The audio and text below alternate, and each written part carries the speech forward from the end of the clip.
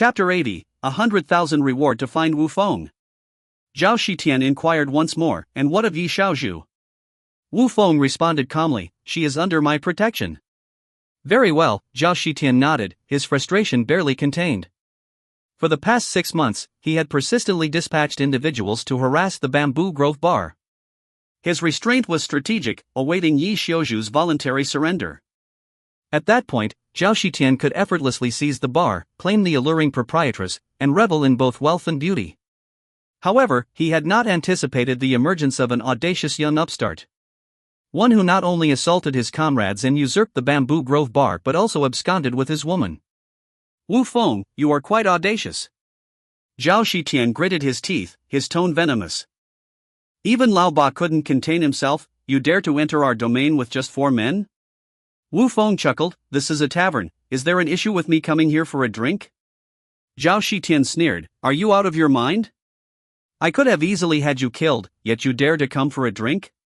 Smack, a resounding slap echoed as He Ming's hand met the table, rising promptly to confront Zhao Shitian. Zhao Shitian erupted, what are you glaring at? Do you want to die? He Ming remained silent, delivering another resounding slap. Smack! With a crisp sound, boss Zhao Shitian was sent sprawling to the ground. Ah! Lao Ba roared, leaping up to pummel He Ming with his fists. Thud! He Ming's kick sent Lao Ba tumbling into the wine pool. The 50 or 60 thugs in the bar were dumbstruck.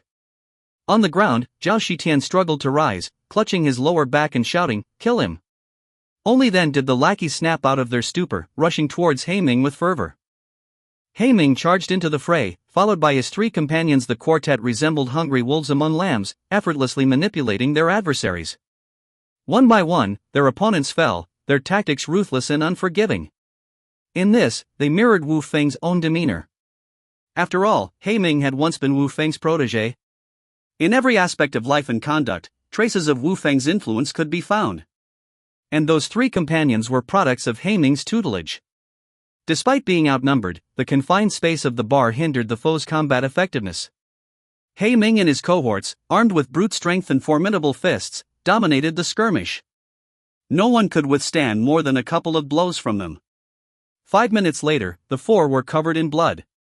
Zhao Shitian's lackeys writhed on the ground, wailing in agony. He Ming turned to Wu Feng, gesturing with a bow, Master Feng, it is done. Wu Feng remained silent, while Yi Xiaozhu beside him sat stupefied. 50 or 60 thugs, bested by just 4 individuals? Wan Xin reached out, waving a hand in front of Yi Xiaozhu's eyes. Yi Xiaozhu finally regained her senses. This is truly extraordinary, isn't it? These are all Wu Feng's men.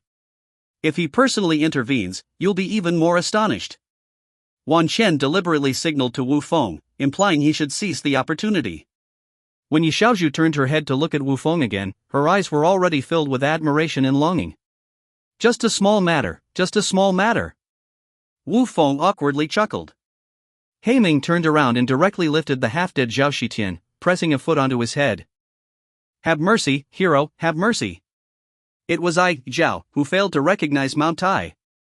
Zhao Shitian babbled, we're all on the same side, showing me no face is also disrespecting my big brother. Wu Feng turned to Zhao Shitian, asking, and who might your big brother be? Relieved by Wu Feng's inquiry, Zhao Shitian hastily replied, my big brother is Tang Long, one of Caesar the Great Demon's subordinates. Wu Feng chuckled, Tang Long, Caesar the Great Demon? He Ming explained, Tang Long is one of the 4 kings in the martial world of Qin City. He's King Caesar's nephew by marriage, and King Caesar's alias in the martial world is King Caesar. Understood. Wu Feng nodded, so, you are associated with King Caesar? Yes, yes. Zhao Shitian nodded repeatedly, fearing the other might be someone influential. Zhao Shitian hastily mentioned his big brother Tang Long, and then dragged in King Caesar, who was over Tang Long. But what he hadn't expected was that instead of showing respect to King Caesar, Wu Feng escalated matters. Wu Feng spoke up, since you are under King Caesar, breaking both of your legs shall be a proper greeting. In an instant, Zhao Shitian was dumbfounded. Brother, King Caesar, the Wang family of the 4 great families.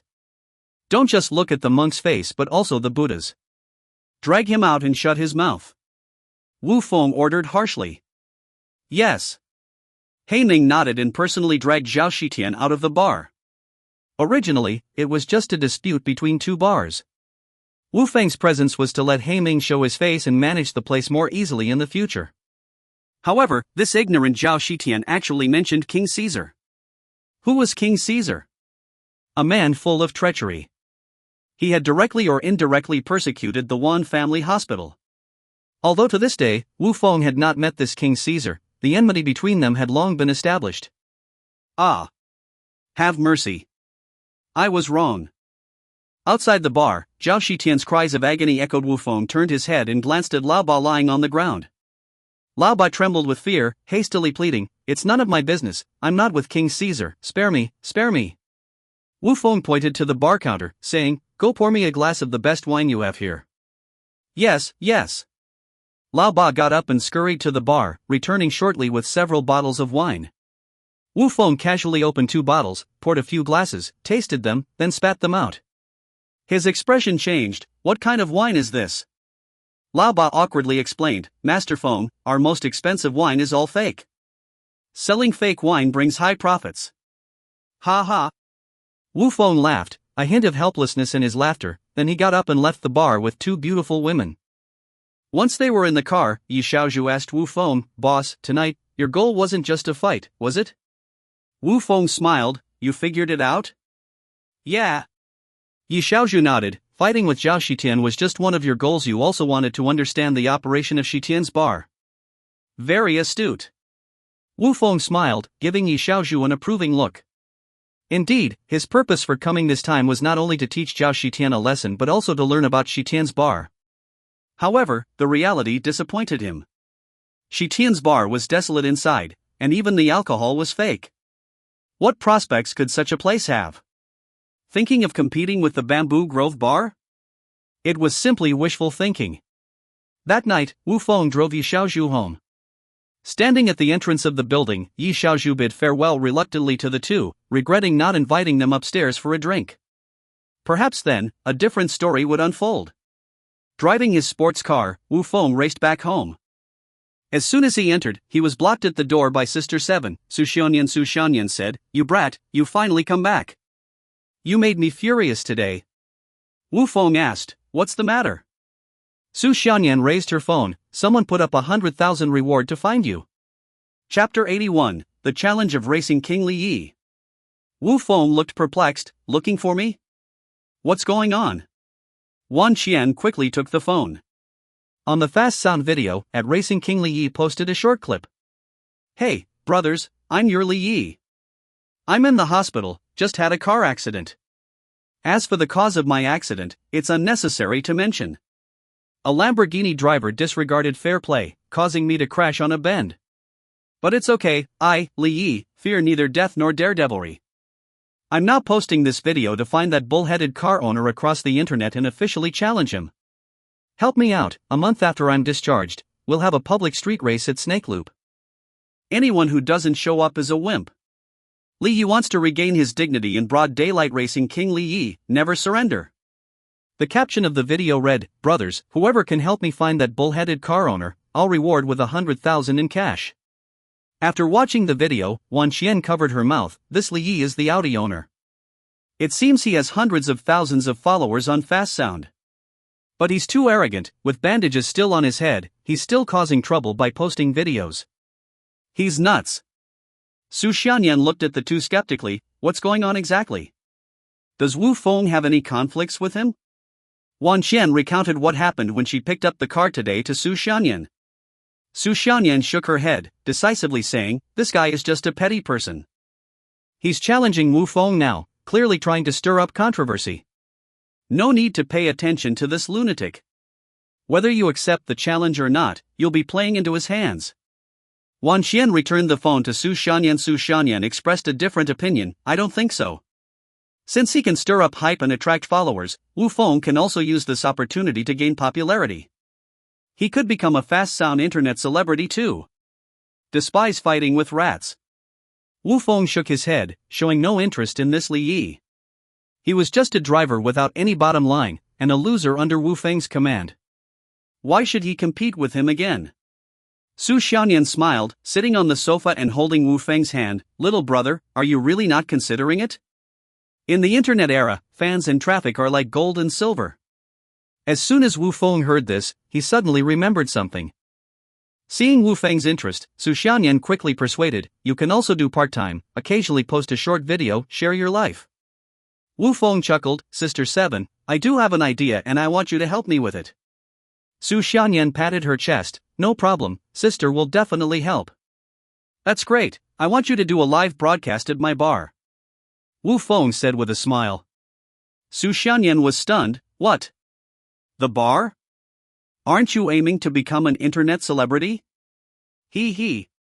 Wu Feng laughed, explaining, "I recently saved Mr. Wan and they gave me some money. I just bought a bar. I want you to help me attract more customers." Su Xianyan narrowed her eyes. You. Wu Feng smiled. "You can't back out now. You agreed quite readily just now." Su Xianyan pursed her lips and remained silent. Wan Qian interjected, "You little brat, trying to freeload again? Seventh sister is a popular internet celebrity after all. If you don't pay the appearance fee, who will live stream for you?" Su Xianyan nodded. "Lao Ba is right. There's no free lunch, even among siblings." Wu Feng chuckled. "So you did agree. The matter of settling accounts can wait. What's important is that you agreed." It dawned on Su Xianyan then. She pointed at Wan Qian and Wu Feng. "Fine. You two schemed together to deceive me. I'm not that kind of person." Wan Qian shrugged and quickly slipped into her own room. Su Xianyan turned to look at Wu Feng, her eyes carrying a hint of resentment. "Time for bed." Wu Feng turned and headed back to his room. Su Xianyan snorted coldly, lifted her small feet, leaned back, pouted, and looked very unhappy. Suddenly, she felt a phone beneath her buttocks. It was Wu Feng's. Su Xianyan unlocked Wu Feng's phone, entered his birthday and phone number, and surprisingly guessed correctly. "You little rascal, I want to see what secrets you're hiding." She immediately opened Qian, logged in with the phone number, and saw the user ID displayed as Cold Front. Cold Front?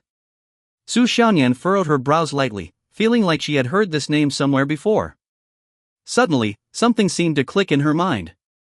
She quickly grabbed her own phone, opened the live broadcast, and saw that the top-ranked user was indeed called Cold Front.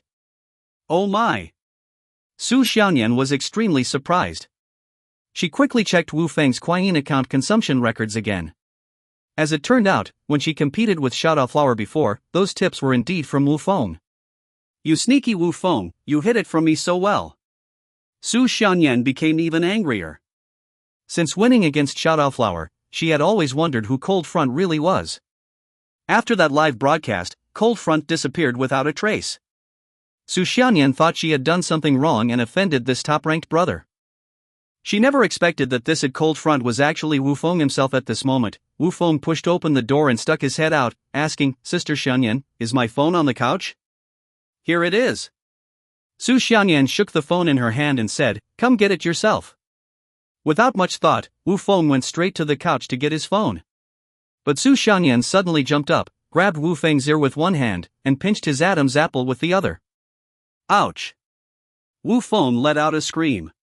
"Why are you pinching me? It hurts." Su Xianyan pressed Wu Feng onto the couch, straddling his waist, and stared at him fiercely. "You little rascal, still not admitting your Cold Front?" Wu Feng looked embarrassed and only then noticed that his phone screen was lit up. He, I admit I'm Cold Front." Su Xianyan stared with wide eyes. "Then why did you keep it from me all this time?" Wu Feng scratched his head. "I was afraid you'd return those tips to me if you knew it was me. That would have been so awkward." Su Xianyan suddenly fell silent. If she had known back then that the one tipping her was Wu Feng, she might have unhesitatingly returned the money to him. "I was wrong, seventh sister, please come down." Wu Feng clasped his hands together in apology. Su Xianyan rolled her eyes and finally got off Wu Feng. Then she leaned against the couch, puffing her cheeks, not saying a word. Wu Feng sat beside her, put his arm around her shoulder, and said, "Stop blaming yourself. Just consider your live broadcast at my bar as repaying me for those tips. You little rascal, waiting for me here?"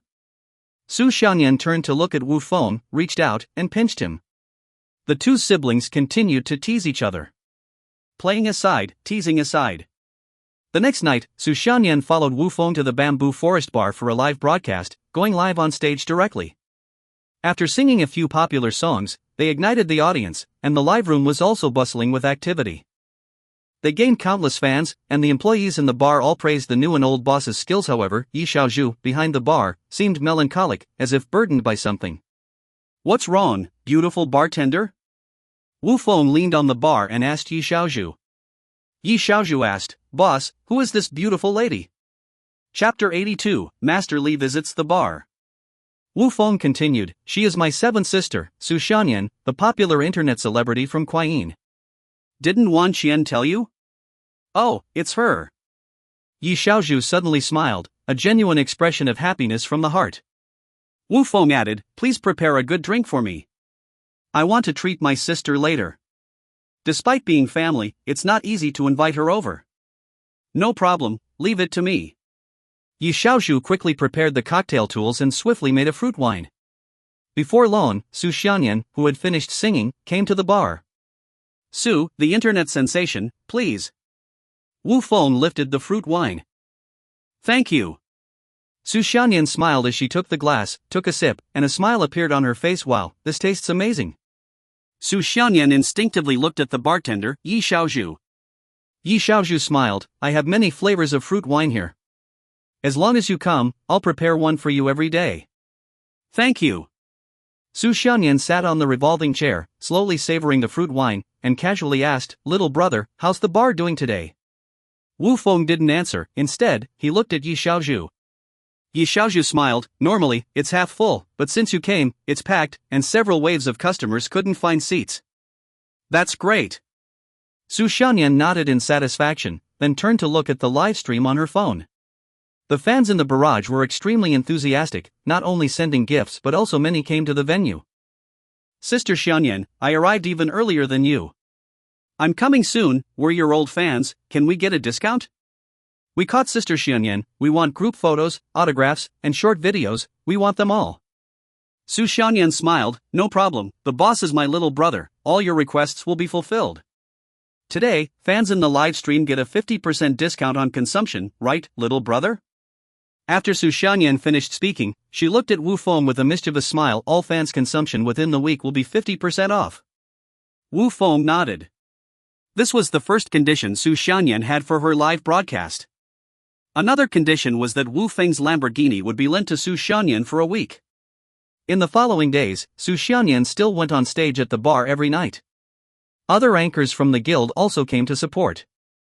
The Bamboo Forest Bar was packed every night.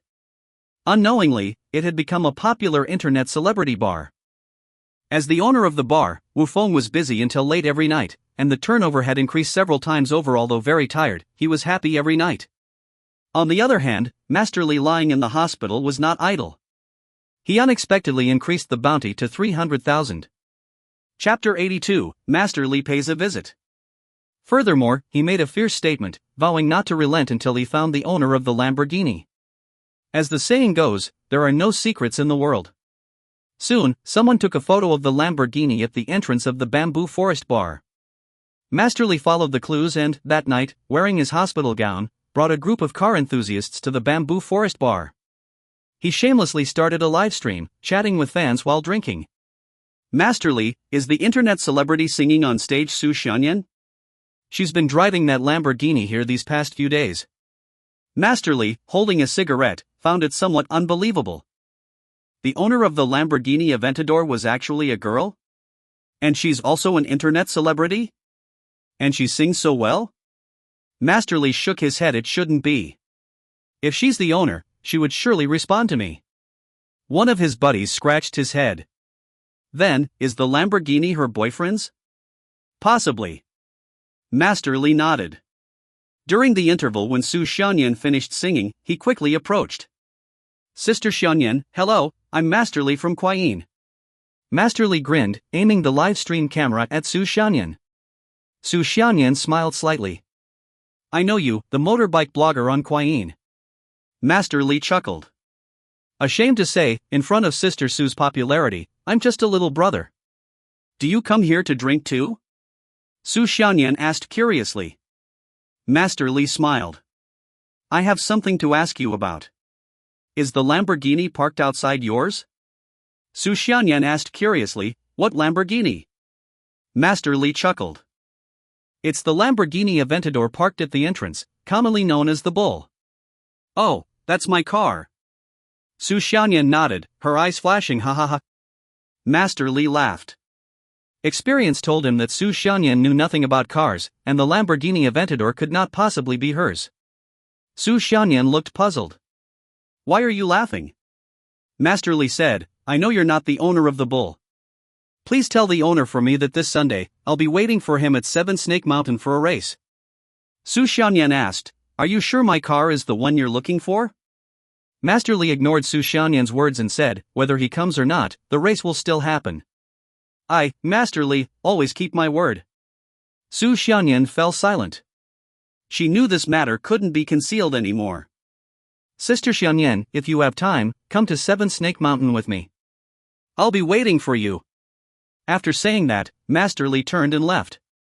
Hey! Su Xianyan wanted to say something, but the other party had already walked away. She hurriedly ran upstairs to find Wu Feng. Wu Feng was leaning back in the rocking chair playing games. Su Xianyan went up and grabbed his ear. Ouch, ouch, it hurts. Wu Feng hurriedly sat up. Su Xianyan sat on the sofa with a sullen face. You little rascal, still playing games? Master Li has come to challenge us. What? Wu Feng was stunned. The owner of the Audi? Su Xianyan nodded, took out her phone, and checked Kuai-yin. The first video she saw was from Master Li. Wu Feng came over to Su Xianyan's side. Master Li had just posted a short video of their encounter, with an initial D theme song playing in the background. The title read, I finally found the owner of the Lamborghini Aventador, unexpectedly a beauty, but unfortunately, she dare not accept the challenge.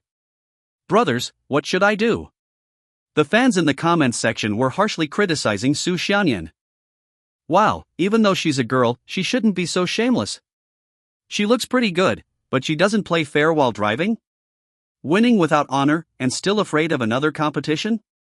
So embarrassing. Wu Feng slammed the table with his palm. Shameless. Su Xianyan shook her head. That Master Li, clearly knowing I'm not the owner, still saying such things to the fans. He's just trying to gain popularity online. Wu Feng immediately took out his driver's license and vehicle registration from the desk drawer. Wu Feng said, damn it, he's gone too far. Let's make a video response right away. Seeing Wu Feng so worked up, Su Xianyan suddenly smiled. Are you angry? Wu Feng said, can I not be angry? He's slandering me, I won't stoop to his level, but now he's targeting you, I won't let him off the hook. You little rascal. Su Xianyan smiled and leaned on Wu Feng's shoulder quietly.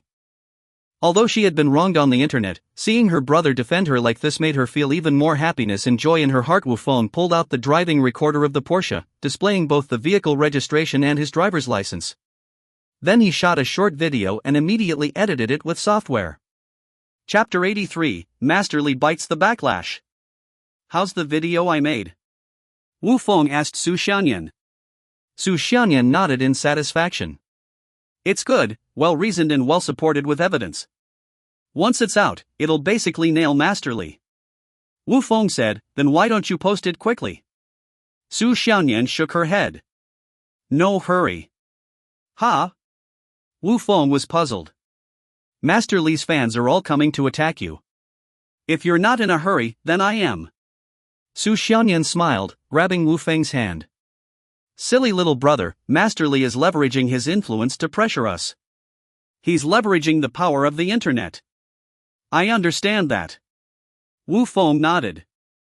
Su Xianyan continued, he can use netizens to attack us, but we can also use netizens to fight back against him. Wu Feng suddenly realized, you're quite cunning. Su Xianyan smiled, to make the enemy perish, you must first drive them mad. At this time, more and more people who were unaware of the truth were supporting Master Li. So after Wu Feng released the video, these supporters would turn against him, attacking the hypocritical person, Master Li, like madmen. The siblings sat quietly in the office, waiting for this matter to escalate. Several hours later, the topic of Master Li finding the owner of the Lamborghini indeed reached the top of the city's hot search. Netizens were even crazily mentioning Su Xianyan, demanding her to come out and explain the situation. Many irrational netizens began to attack and insult. Su Xianyan's attitude was straightforward. For those trolling netizens, she directly blocked and reported them. Even other streamers from the guild came to ask Su Xianyan about this matter. Seeing that the situation was almost ripe, Su Xianyan immediately asked Wu Feng to use his account to post the video. "Are you sure you want to use mine?" Wu Feng asked. Su Xianyan nodded decisively. "You post it, and I'll help you repost. We call this multi-pronged warfare, confusing the enemy so they can't tell the directions." "Excellent."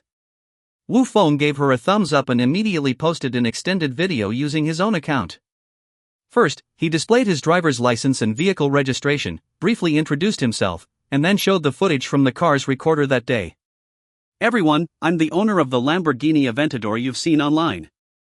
I'm also the person who chased the high-speed train on a Kawasaki H4R. At the same time, I'm also the owner of Bamboo Forest Bar. That racing enthusiast Masterly has been crazily mentioning me. The reason I haven't responded online is that I don't want to race with a despicable person. Now, Masterly has dragged my sister into the conflict, causing her to face baseless accusations and attacks. I must stand up to clarify the facts. I'm now releasing the footage from the car recorder on the highway that day.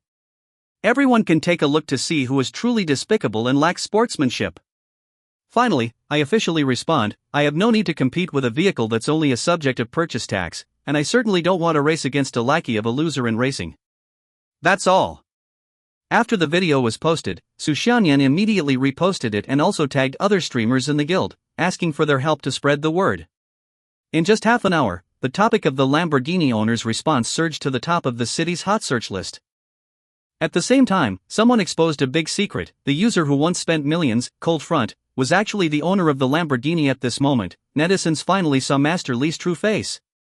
From the beginning, Master Li had been blatantly changing lanes, cutting others off on the highway, despicable and shameless. As for Master Li's accusation that the Lamborghini owner lacked sportsmanship, it was non-existent. It was purely a case of the pot calling the kettle black. Subsequently, Su Xianyan also released a video of their encounter at the bar. The video showed that Master Li knew Su Xianyan was not the owner of the car, yet still insisted on claiming she was, exposing his malicious intentions. Wu Feng's comments section exploded, with fans skyrocketing to millions. "I'm impressed, bro, you've got character. I support you, just followed you. I'll go slam that scumbag, Master Li, right away. The way you chased the high-speed train was so cool, especially the part about the purchase tax not being enough to buy a carry laughed for half a day, so badass. I'm a descendant of Master Li, the grandson is ignorant, let me apologize to you and your sister on his behalf." Cold Front's comments section blew up. Master Li's comments section also exploded. The difference was, Cold Front received nothing but praise, while Master Li's side was filled with relentless attacks. Master Li and his ancestors were cursed countless times. "Li, are you even human? Distorting right and wrong, treating us like fools? Su Xianyan is so cute, yet you still bully her. Are you even human? I've never seen such a despicable person in my life. No wonder the owner of the Lamborghini didn't respond to you. You're simply not worthy. You're crappy Audi, not even enough to match one wheel of the Lamborghini, yet you dare to compete? Are you even qualified? You're shamelessly trying to take advantage of others when someone ignores you, you still don't have any shame. Are girls so easy to bully? Our female fighters won't let you, scum, off the hook." Netizens condemned Master Li relentlessly, not only flooding his comments section but also exposing his personal information. Master Li was at a loss. His phone rang incessantly, flooded with attacks on Weibo, QQ, and WeChat. In the end, he could only choose to turn off his phone. In the modification shop, his little brother Ah Chang asked Master Li, "What should we do now?" This Cold Front's video is not only damaging, but also very insulting. Master Li gritted his teeth in anger. "Damn it, he's mocking me for the purchase tax." Ah Chang chuckled, "Master Li, the Lamborghini Aventador costs over 10 million. The purchase tax alone could be several million. Your Audi isn't even enough to cover their purchase tax." Master Li exploded, glaring at him. "What did you just say? Are you insulting me too?" No. Ah Chang waved his hands frantically. I just think, we lost terribly this time. I just checked your account, you gained 500,000 followers just now, but now there are only 100,000 left. Master Li sneered. So what if there are only 100,000? Even with 100,000, I'm still a big V. Ah Chan looked embarrassed. Master Li, those 100,000 are all zombie followers you bought. Master Li's face turned extremely awkward, and he didn't say anything. Ah Chang suggested, why don't we apologize? Master Li's tone was firm. Apologize? Impossible. Master Li, will never apologize in this lifetime. Ah Chang asked, then what do you plan to do next? Master Li snorted, Cold Front looks down on my car being cheap, I'll go pick up a Lamborghini tomorrow and compete with him. Ah Chang laughed, Master Li, don't be ridiculous buying a Lamborghini? I think we can only afford a box of milk at our shop now. Slap. Master Li slapped Ah Chang on the head. Master Li roared, are you an idiot? If the girl can't afford it, can't we just rent one? Who cares if people are debating whether you really bought it or not? All those trolls online just make up a story. Do you think they're smart? Ah Chan lowered his head in shame. You're right, Master Li. Let's just deal with it. Master Li said fiercely, tomorrow morning, let's get a Lamborghini, and in the evening, we'll race at 7 Snake Mountain. I must redeem my reputation. Master Li, who was arrogant, became a mouse crossing the street overnight.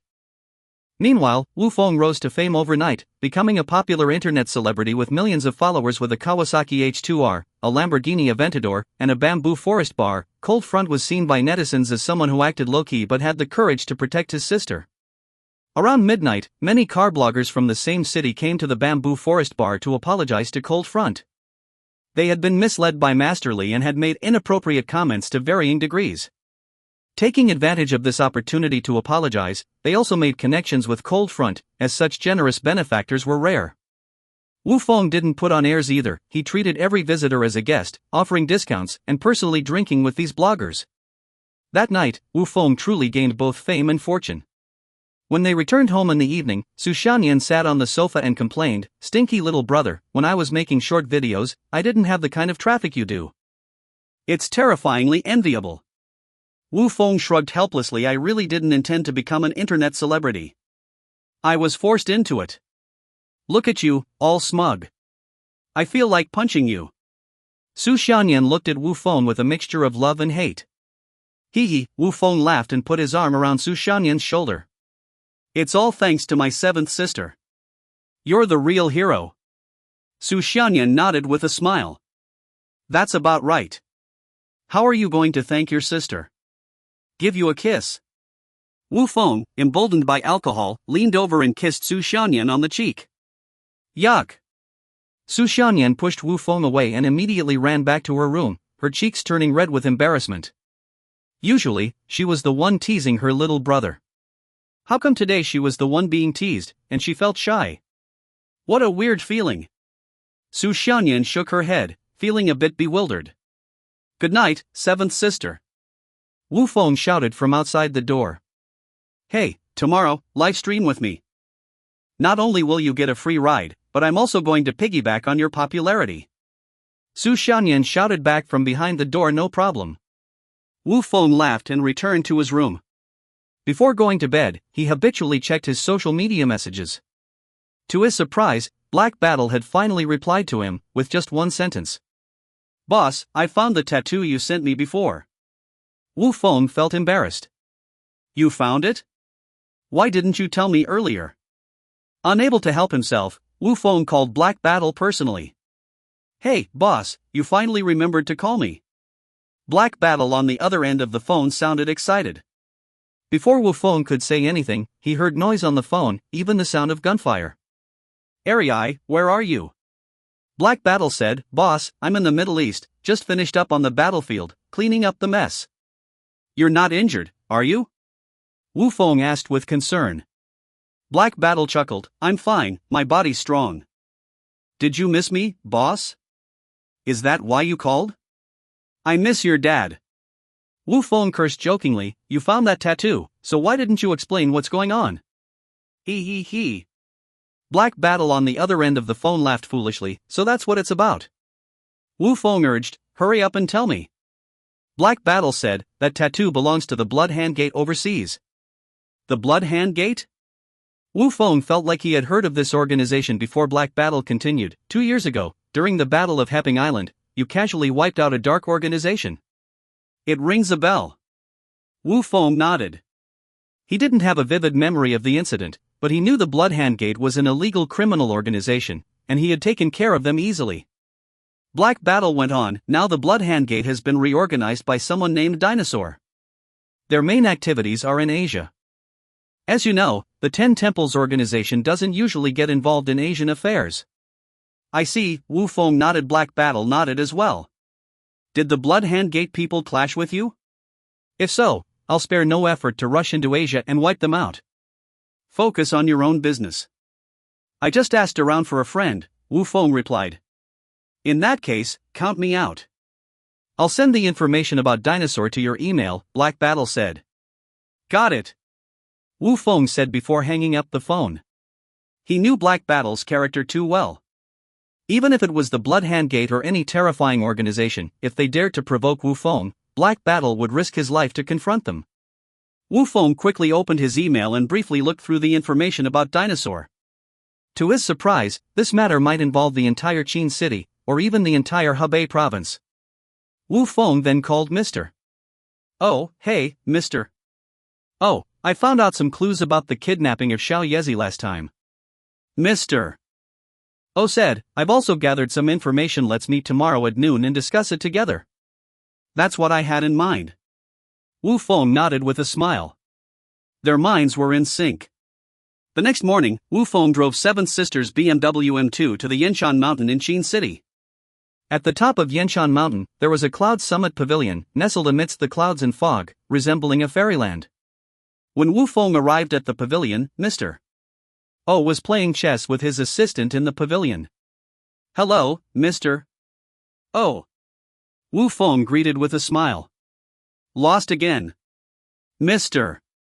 Oh shook his head helplessly, stood up, and gestured with his hand. Little divine doctor, care for another game? No problem, but you can't cheat if you lose. Wu Feng wasn't polite either. He sat down and immediately set up the chess pieces. Mr. Oh gestured with his hand. Tell me, what did you find out? Wu Feng smiled and asked, what did you find out? Mr. Oh nodded and said, the people who caused trouble for my daughter O Qing and kidnapped my granddaughter O Yi are both from an evil force in Asia. Is that all? Wu Feng asked him. Mr. Oh was taken aback. He had spent a lot of money and used many connections to find out this information. But Wu Feng, this kid, clearly looked down on him. Mr. Oh asked, could it be that little divine doctor found out something more important? Wu Feng nodded, the assassin's tattoo is from the Blood Hand Gate in Asia.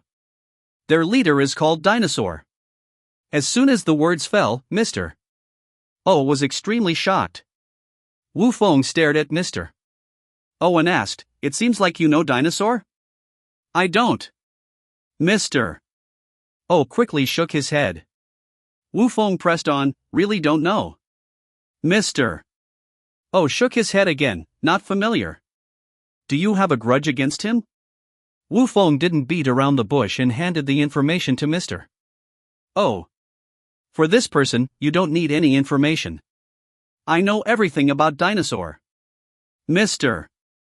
Oh put down the information and began to narrate about Dinosaur from Qin City, Hebei. In his early years, he dominated the Jianghu in Qin City with his extraordinary martial arts skills. 18 years ago, Dinosaur used extremely cruel methods to kill countless big shots, thus occupying the entire Qin City and becoming the underground king. However, he was too ruthless in his ways and showed no mercy in his actions. In the end, the four major families of Wang, O, Lu, and Zhang launched a surprise counterattack against him. Dinosaur was defeated by the four major families, and he knelt before the old city lord, begging for mercy. Chapter 85, Disciple of the Bloodhand Sect. The venerable old city master, always harboring benevolent thoughts, persuaded the four major families to spare the life of the disciple. The old city master also made a stipulation: the disciple was never to set foot in Qin City again. Lord O sighed, shaking his head. It seems that this disciple is determined to make a comeback. Wu Feng inquired, if a comeback is imminent, why target only you? Lord O replied, because, back then, I fervently advocated for the disciple's execution. Ah, I see. Wu Feng nodded in understanding. Lord O maintained a stoic expression, declining further conversation. Wu Feng asked, how do you plan to handle this matter? Should the old city master be informed? Lord O shook his head. The Wan family never involves itself in Qin City's conflicts unless the disciple sets foot here. Wu Feng nodded. Indeed, the old city master often plays the role of peacemaker. Exactly, Lord O affirmed. Wu Feng cautioned, the O family must fortify its defenses and remain vigilant. I understand. You can trust me on this, my bodyguards are highly skilled. Lord O boasted, glancing proudly outside the pavilion. But then, a terrifying scene unfolded. Lord O's proud assistant and bodyguard unexpectedly collapsed without a sound. At that moment, a dark figure emerged outside the pavilion. Who goes there? Both Lord O and Wu Feng's expressions changed. Ha ha ha. The laughter of a woman rang out, followed by a slender leg extending forward. It was a woman, a seductive woman, akin to a rose with thorns. Approaching the pavilion, the woman bowed deeply. I am Rose Thorn, a disciple seated in the Bloodhand sect. Greetings, Lord O. Lord O retorted, did you kill my people? Of course. Rose Thorn lifted her head, a wicked smile playing on her lips. Scoundrel. Lord O erupted in fury, his face turning an unsightly shade of purple, akin to an eggplant. I not only killed your assistant but I intend to kill you and everyone around you. Rose Thorn declared, suddenly hurling several iron thorns. However, Wu Feng was no pushover. He was prepared and swiftly caught them with a chessboard, spinning it in the air. The smile faded from Rose Thorn's face, replaced by a sense of dread. Who are you? Humph.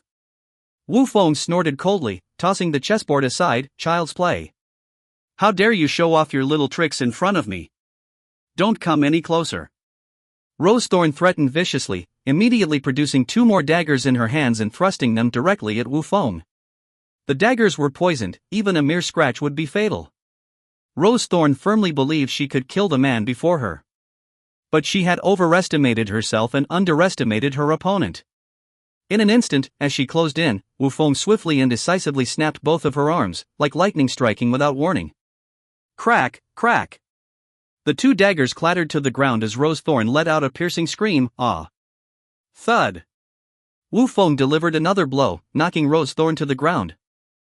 The once proud Rose Thorn now cowered. Spare me, young master, spare me. Lord O hurriedly inquired, where are the disciples? What are their plans for Qin City? Why did you come here today? Rose Thorn replied, our master is overseas, preparing to return to Qin City in 3 months. He sent me to assassinate the elder of the O family. Upon hearing this, Lord O was instantly horrified. Is that all? Wu Feng asked. Yes, it's no secret. Many in Qin City already know. Rose Thorn nodded. Who? Both Wu Feng and Lord O demanded. Rose Thorn smirked, some secrets cannot be revealed to you. People of Qin City, prepare to be slaughtered by our master. Wu Feng spoke, with me around, you can forget about such dreams. Ha ha ha. Rose Thorn laughed uproariously, then spat out blood and collapsed on the spot. This outcome caught Wu Feng off guard. Lord O, too, felt unprepared. Wu Feng examined Rose Thorn's body and discovered she had prepared poison in her mouth. This woman is truly ruthless, not even afraid of death. Lord O remarked. Wu Feng said, from Rose Thorn's tone, there seems to be an insider in Qin City working for the disciples, otherwise, their whereabouts wouldn't be so well hidden. Lord O nodded solemnly, I understand. I will spare no effort in uncovering the disciples' collaborators in Qin City. I may not be from the 4 major families, but I am still a part of Qin City. If you need any assistance, don't hesitate to ask. Wu Feng spoke. He wasn't one to meddle in others' affairs, but the matter of the disciples concerned the peace of Qin City. More importantly, the Bloodhand sect had not been eradicated in the past. Now that the disciples were making a comeback, he felt a sense of responsibility he couldn't shirk. Indeed, Lord O nodded, refraining from further comment, knowing that involving Wu Feng should be a last resort. After leaving the pavilion, the 2 of them had a simple lunch. In the late afternoon, around 4 or 5 o'clock, Wu Feng left the Cloud Summit Club, but Lord O stayed behind. Because for them, there were more important matters to attend to. The car descended the mountain slowly. By the roadside, a young girl dressed in a school uniform waved eagerly at Wu Feng. Wu Feng slowed the car, and the girl approached, excitement evident on her face. "It's you?" Wu Feng didn't recognize her. Pointing at herself, the girl said excitedly, "I'm Xia Xia. Principal Wen introduced me to you as a blind date before. Last time, I even fixed your motorcycle." Wu Feng nodded. "Oh. I remember now, the girl who fell on her face last time." Xia Xia wasn't offended. Instead, she blushed and looked shy, seeming a bit embarrassed. "Wu Feng, big brother, I'm sorry for causing trouble last time. Could you give me a ride down the mountain today?" Xia Xia asked. Wu Feng felt awkward. He didn't particularly like girls like Xia Xia who seemed overly eager. But this was Pan Mountain Road after all. Even if it wasn't Xia Xia, he wouldn't feel comfortable refusing a ride to a stranger. "Come on in." Wu Feng gestured, turning his head. "Thank you, Wu Feng, big brother. Not only are you handsome, but you also have a good personality. I really like you." Xia Xia stepped into the passenger seat with small, quick steps. "Why are you here?" Wu Feng asked. Xia Xia replied awkwardly, "I saw on Fast Sound that Li Yi is going to compete with you tonight, so I came with friends to this side of Qisha Mountain to watch the match." "I didn't expect." "You didn't expect what?" Wu Feng asked. "I didn't expect to take the wrong road, and then the car broke down. So I had to walk down the mountain." Xia Xia explained. Wu Feng instinctively picked up his phone, and the first thing he saw was a video of Li Yi. This Li Yi was still arrogant and full of himself. The content of the video further infuriated Wu Feng. Damn it! Chapter 86, Lord Li's Grand Display. Lord Li shared a brief video of the car delivery. The process was succinct. With a swift change of scenes, he was seen driving a Lamborghini Gallardo. While driving and smoking, Lord Li raised his middle finger, arrogantly challenging in front of the camera, "Is Lung Feng really that impressive? Just because one drives a fancy car, does it make them a decent person? Why are you smiling? What's amusing? How can you be sure his driving skills aren't fabricated through editing? Lung Feng has used edited videos to defame me. I've already sought legal counsel to address the damage to my reputation. Furthermore, do you still look down on my Audi TTRS? I'll buy a Lamborghini Gallardo right now and challenge you. How about it? Am I qualified to compete with you now? Let's have a proper showdown like men. Tonight at 8, I'll be waiting for you at Qisha Mountain. Anyone who doesn't show up is a coward. Remember, the victor reigns, the loser is condemned." Though the video was brief, Lord Li's attitude remained audacious. In the comments section, numerous anonymous accounts fervently defended Lord Li. Supporting Lord Li. A clear conscience fears no slander. Only those with confidence dare to pursue legal action. Lung Feng is obviously a fraud, not a rich second generation at all, more like a director. Lord Li is truly outspoken. I stand by him. Words are futile. The Qisha Mountain race will reveal who's superior. Lung Feng, you fake rich kid, feeling intimidated? Dare to compete? This short video quickly soared to the top of local hot searches, further boosting Lord Li's following. Wu Feng was genuinely furious. A car enthusiast could stoop so shamelessly for popularity. Anyone observant could tell that Lord Li had rented the car. One of the shots in his video inadvertently revealed the odometer, indicating mileage exceeding 10,000 kilometers. Could that be a new car? It was evident that Lord Li rented the car to feign wealth and hired online followers to defend him, and now, he was playing the victim. It wasn't just shameless, it was downright disgraceful. Sitting in the passenger seat, Xia Xia couldn't stand it anymore. This Lord Li is too arrogant. Wu Feng remained silent, lit a cigarette, and accelerated downhill. Don't be upset, little brother. Lord Li is scum, not even worth mentioning in the same breath as you. I unconditionally support you. Xia Xia's words were sweet and eloquent. Wu Feng glanced at her, suddenly realizing that green tea sometimes had its fragrance. With her head slightly lowered, Xia Xia asked again, "Are you going to compete with him at Qisha Mountain?" Before Wu Feng could respond, Xia Xia's phone chimed. indicating that Lordly had posted another video. Hurriedly, Xia clicked to watch. In the video, chubby Lordly was causing a ruckus on the mountaintop. Brothers, I'm at Shisha Mountain now, and my Lamborghini Gallardo is itching for action. If Lang Feng has any courage, he'll come and challenge me. Unfortunately, just now, fans informed me that Lang Feng doesn't dare to post videos anymore, let alone come to the race. I'm stepping up the game now. If I lose tonight, I'll voluntarily kneel outside your Bamboo Grove bar and sing Conquest. If you don't show up for this race, you're a damn coward. From tonight onwards, I'll embarrass you every evening at your bar. Today, I'm not just racing you, I'm risking my life against you. You've humiliated me, slandered me, and undermined me. This matter must be settled. If you're a man, come over right now. As the video ended, Xia swiftly exited the app. The screen showed it was 6:30 in the evening. Wu Feng floored the accelerator, descending the mountain rapidly. At that moment, Su Xianyan called. Young bro, your sister's furious. What's wrong? Wu Feng asked. Su Xianyan said, I was planning to bring some friends to Chisha Mountain to deliver your car, but some bastard locked the wheels in the parking lot. It must be Lordly. Wu Feng wasn't surprised at all. Lordly was certainly capable of such deeds. Su Xianyan asked, what do we do now? Without your Lamborghini, how can you compete with him? You'll surely lose. Wu Feng declared firmly, it's okay. Even if I'm driving your BMW, I can still beat this idiot. Alright then, you go for it. I'll find another car and meet you at Shisha Mountain. Bye. Hang up. Wu Feng ended the Bluetooth call. Sitting in the passenger seat, Xia suddenly spoke up, Brother Feng, it seems like Lordly not only locked your Lamborghini, but also arranged for people to block the road. Block the road? Wu Feng looked at her in surprise. Xia nodded, there's only one main road from the city to Chisha Mountain.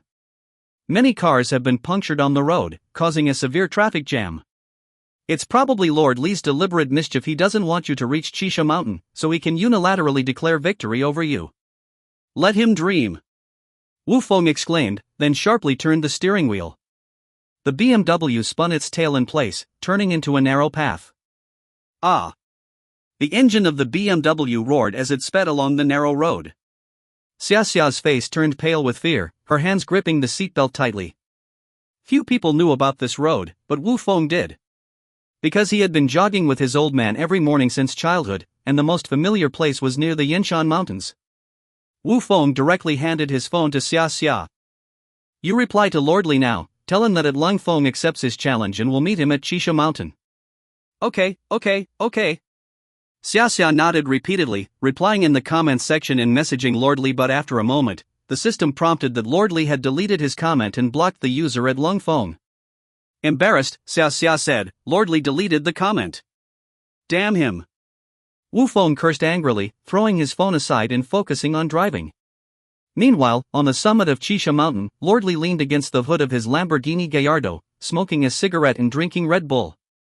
A Chang approached with a smile, Lordly, your move is truly impressive. Locking the car, blocking the road. I believe Wu Feng won't be able to get up the mountain even if he grows wings. Lordly slapped a Chang's head, what's with you? Do you finally realize how powerful your dad is? Yes, Lord Dad is powerful. I truly admire you. A Chang gave a thumbs up. Lordly said, stop the nonsense, keep an eye on Chisha Mountain, make sure that Lang Feng doesn't make it up here. A Chang nodded repeatedly, understood. Lordly extinguished his cigarette, casually tossed the Red Bull can, then picked up his phone stand and opened the live broadcast. Brothers, it's now 7:50 in the evening. Lang Feng still hasn't shown up. I guess he's probably chickened out and wants to be a grandson. But, I promise my brothers that whether Lang Feng shows up or not, this race will continue.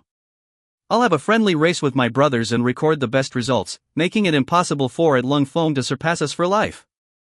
A true man needs no explanation. I, Lordly, am just that awesome. Chapter 87, Shisha Mountain Racing Competition. Time flowed by minute by minute. At this moment, it was already 7:30 in the evening. Lordly continued to rant in front of the camera, engaging in online arguments with netizens. You're all just a bunch of keyboard warriors. Does it do any good to criticize me? If you're not convinced, come to Chisha Mountain and challenge me. Still licking at Lung Feng's boots here, is he your father? Is he your grandfather? I don't mind you licking at Lung Feng, but he doesn't dare to come and race against me. What else is there to say? It's almost 8 o'clock now, and victory is assured for Lord Li. After speaking, Lord Li furiously smashed a water bottle on the ground and then got into his Lamborghini Gallardo roar. The engine of the Lamborghini emitted a fierce roar. Lord Li leaned out of the window, flipping off the camera. If anyone disagrees, come to Chisha Mountain and challenge me. I'll take down one for everyone.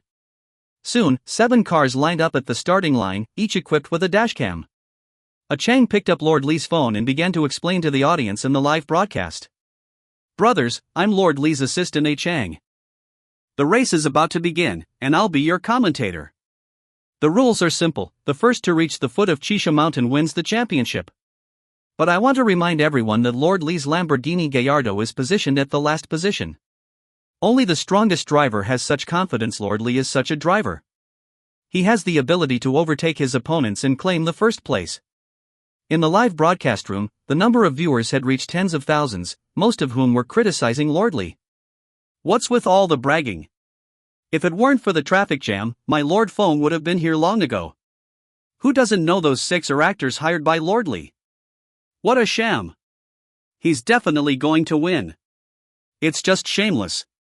Who knows if the traffic jam has anything to do with Lord Li? A Chang pointed at the phone camera, saying, "Stop sour grapes." It's precisely because the majority of people are stuck at the foot of the mountain that we can see clearly who the first champion is. I can vouch for Lord Li's integrity in this race. It will be absolutely fair and transparent. At both the foot and the summit of the mountain, there are motorcycle bloggers live streaming in real time. There's simply no room for cheating. By now, night had fallen, and it was already 7:50. Although there were still 10 minutes left until 8 o'clock, Lord Li announced the start of the race in advance. A bikini-clad beauty stood in the middle of the road, waving a small flag in her hand. As the flag dropped, the 7 cars simultaneously raced downhill. A Chang stood in front of the camera with a walkie-talkie. "Attention all, the race officially begins. Please report on the road conditions. At the foot of Chisha Mountain, everything's normal. At the summit, no vehicles are coming up."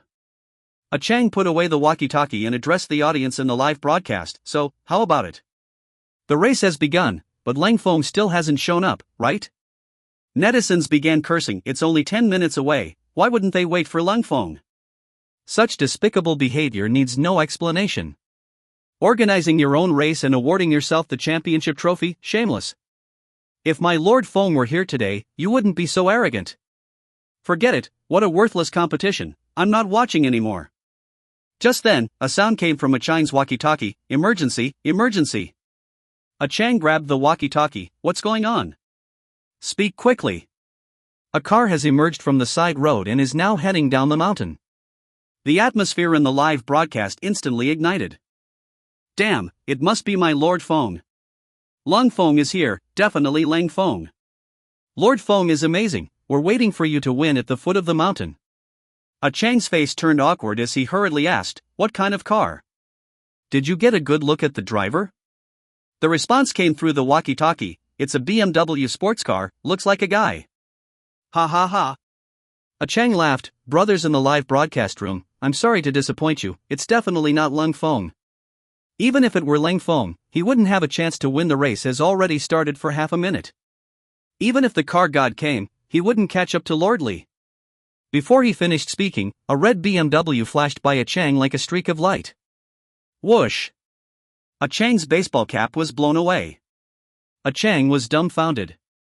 When he turned around, he couldn't see the shadow of the BMW anymore.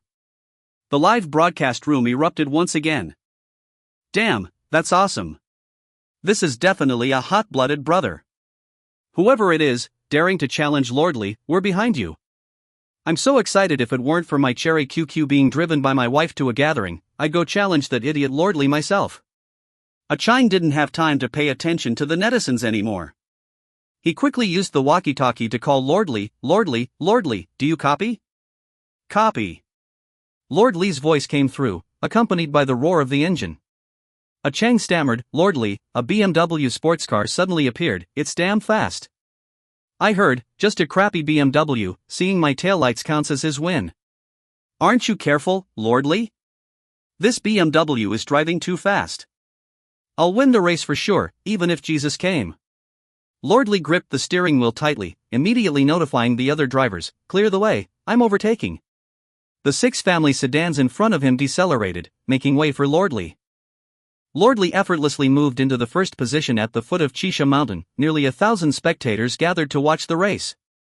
It wasn't that these people wanted to watch Lordly race, but the traffic jam was so severe that they couldn't descend the mountain. A car-savvy young man exclaimed, "This is Chisha Mountain." He actually passed 6 cars? That's amazing. His girlfriend asked, "Isn't overtaking just overtaking? What's so great about it?" The car-savvy young man smiled, "Silly girl, Chisha Mountain, also known as Chin City's Mount Akina, is even more dangerous than Mount Akina." Exactly. An experienced driver took over. Mount Akina has 5 consecutive hairpin turns, while Chisha Mountain has 7 consecutive turns, each bend resembling a snake. That's why it's called Chisha Mountain. The girlfriend covered her mouth in astonishment, and the surrounding crowd was also shocked. The experienced driver continued, "Although cold front from fast sound didn't come, today is still a race that will shock the world." Just then, someone suddenly jumped up and exclaimed, "Quick, quick, look halfway up the mountain, there's a red BMW." At this moment, countless eyes turned towards the halfway point of the mountain. The red BMW sports car driving was none other than Wu Feng. He raced down the mountain at lightning speed, calculating the time. He would definitely reach Chisha Mountain before 8 o'clock. But the shameless Lordly started the race early. However, Wu Feng didn't give up. He participated in the race today and drove down the mountain recklessly. Most of the mountain roads were winding, relying not only on horsepower but also on the car's chassis tuning and the driver's driving skills. Wu Feng's car had just the right amount of horsepower, and the chassis tuning was decent. And his driving skills were beyond description, bordering on godlike. In his eyes, every bend was like a set of numbers, and he would calculate the best angle for cornering each time he took a corner. The BMW would drift through in a cool manner. Soon, Wu Feng caught up to the tail of the 7th car. By now, he could already see the taillights of the Lamborghini rented by Lordly. The spectators at the foot of the mountain went crazy. BMW, awesome. Lordly, trouble. That sports car has caught up to your tail, it can see your taillights. A Chang shouted frantically into the walkie-talkie. Don't fucking shout, I'm not blind. Lordly cursed at a Chang, feeling panicked. This was supposed to be a sure win race, just to clear his name, gain some fans, and show off a bit. But now, a small BMW had suddenly emerged and managed to catch up to him. Lordly shouted again to the other drivers, "Listen up, stop that BMW." "Got it, Lordly." "Lordly, don't worry, we'll do our best." Lordly roared again, "It's not about doing our best, it's about making sure it happens. We can't let the BMW overtake. Whether it's Wu Feng driving or not, I can't afford to lose tonight. If I lose, what's the point of living? How can I stay in the automotive circle in Chin City?" The other drivers responded one after another, "Lordly, don't get worked up, we'll make sure of it. Don't worry, these mountain roads are all bends, he can't overtake. At worst, we'll drive side by side. He's not a god, dreaming if he thinks he can overtake." Hearing the responses from the drivers, Lordly finally breathed a sigh of relief. Although the 6 drivers he hired weren't top-notch, stacking them together to block the road was definitely not a problem. Just as Lordly was about to feel smug, a Chang's voice came through the walkie-talkie again. "Damn it, Lordly. That BMW has overtaken the Audi S4 and is now in 7th place. Lordly glanced at the rearview mirror, saw the BMW's headlights, and was immediately dumbfounded. Lordly, say something." A Chang's annoying voice came through again. Lordly yelled, "A Chang, I'll fuck your mother, shut your damn dog mouth." "Sorry, Lordly, I got too excited. That BMW is just too damn aggressive." A Chang's voice sounded aggrieved once more. At this moment, the live broadcast phone set up on the mountaintop was playing the race in real time. The number of online viewers in the live broadcast room exceeded 1 million, but there were no gifts. Of course, the netizens weren't here to watch Lordly, they were here for the BMW. "Oh my fucking god, BMW bro is too awesome. In just a short while, the BMW has already reached 7th place. Brothers, did you see that? Even if Lord Feng didn't come, someone else is giving Lord Li a hard time. BMW will win, BMW will win. The netizens cheered and sent similar bullet comments. A Chang, who was staring at the phone screen, was almost in tears. What the hell was going on? 1 million viewers, all black fans? Below the halfway point of the mountain, Lord Li had already slowed down and entered the legendary 7 consecutive serpent turns. To prevent accidents, Lord Li once again emphasized to the other drivers, slow down, don't let that BMW overtake. Just then, the owner of the Ford Focus ST responded on the walkie-talkie, Lord Li, I've been overtaken by that BMW. What the hell are you saying? Lord Li was almost going crazy. The owner of the Ford Focus ST replied, he's taking the corners too fast, I can't stop him. Damn it! Lord Li pounded the steering wheel in frustration, and the Lamborghini's horn sounded in dissatisfaction. By now, the BMW had moved into 6th place among the 8 cars. Wu Feng, sitting in the driver's seat, showed no signs of slowing down. As he entered the second turn, he took a tricky angle and swiftly cut through the corner. Whoosh! The BMW executed a clean drift and successfully overtook the third car. Ah! In the passenger seat, Xia Xia screamed in fear. She grabbed the seatbelt with one hand and the handle on the roof with the other, her heart racing wildly, her face pale, and her palms sweating profusely. Gasping for breath, Xia Xia complained, brother, slow down. You scared me just now. I thought we were going to flip over. Immersed in the thrill of high-speed driving, Wu Feng automatically muted Xia Xia's voice messages. At this moment, in Wu Feng's eyes, there were only the car and the winding roads of 7 Serpents Mountain. With a swoosh, another drift. The BMW swiftly maneuvered the bend, paralleling with precision alongside another Mercedes-Benz. In the moment of cornering, the BMW successfully surpassed the opponent. Wu Feng had now secured 5th place, with only 4 cars ahead. Li Yi panicked, an unprecedented sense of urgency seizing him. Ah Chang continued to chatter, Li Yi, I've long said this BMW has a touch of devilry, but you never heed my words. Li Yi erupted in a beastly rage, Ah Chang, I curse your ancestors to the 18th generation. Shut your damned eyes. Ah Chang replied, Li Yi, calm down, focus on driving, or we'll truly lose. I got too excited, please forgive me. I'll be damned. Even if Schumacher lost, I won't. Enraged, Li Yi hurled the walkie-talkie out of the window with a crash. Navigating through the 7 serpent-shaped bends, Li Yi had passed 4 of them. Just 3 more bends and he could claim victory. Even if the 3 cars behind were amateurs, could the BMW, however powerful, truly overtake them again? Yet, in the instant Li Yi glanced at the rearview mirror, the BMW once again overtook 2 cars, securing 3rd place. Li Yi went berserk, pounding the steering wheel madly. Downhill, the onlookers erupted into cheers. The BMW is incredible. He's truly a racing god. 7 serpent bends, and he's overtaken 5 cars in a row. Is Takumi driving an AE86 also this amazing? The BMW is amazing. The BMW is amazing, incredible. Look, look, look, the BMW is overtaking again. At that moment, under everyone's gaze, the BMW, at the 6th bend, consecutively passed the 2nd and 3rd positions. Now, the roar of the BMW's engine reached Li Yi's ears. Furious, Li Yi lowered the window, flipping the opponent off with disdain, while shouting, thinking of overtaking me? In your next life. As he spoke, the Lamborghini Gallardo took the lead into the bend with its immense horsepower. It easily surged ahead. Most would decelerate into the bend. However, in his eagerness, Li Yi did not slow down, opting for maximum speed instead. He occupied the center of the entire bend, denying the opponent any chance of overtaking. Yet, for Wu Feng, who knew 7 Serpents Mountain like the back of his hand, this was no issue. The BMW took the outside line, charging past directly. The onlookers below the mountain exclaimed, it's over, there's no way to overtake at that angle, he's bound to crash. The BMW owner's desire for victory will surely lead to defeat this time. Alas, what a pity. Just as countless sighed, the BMW miraculously counter-steered from the outside line of the bend, overtaking the Lamborghini Gallardo, and racing toward the final finish line. Li Yi accelerated like possessed, attempting to surpass the opponent in the last straight line. Chapter 89, The Racing God Wu Feng of 7 Serpents Mountain.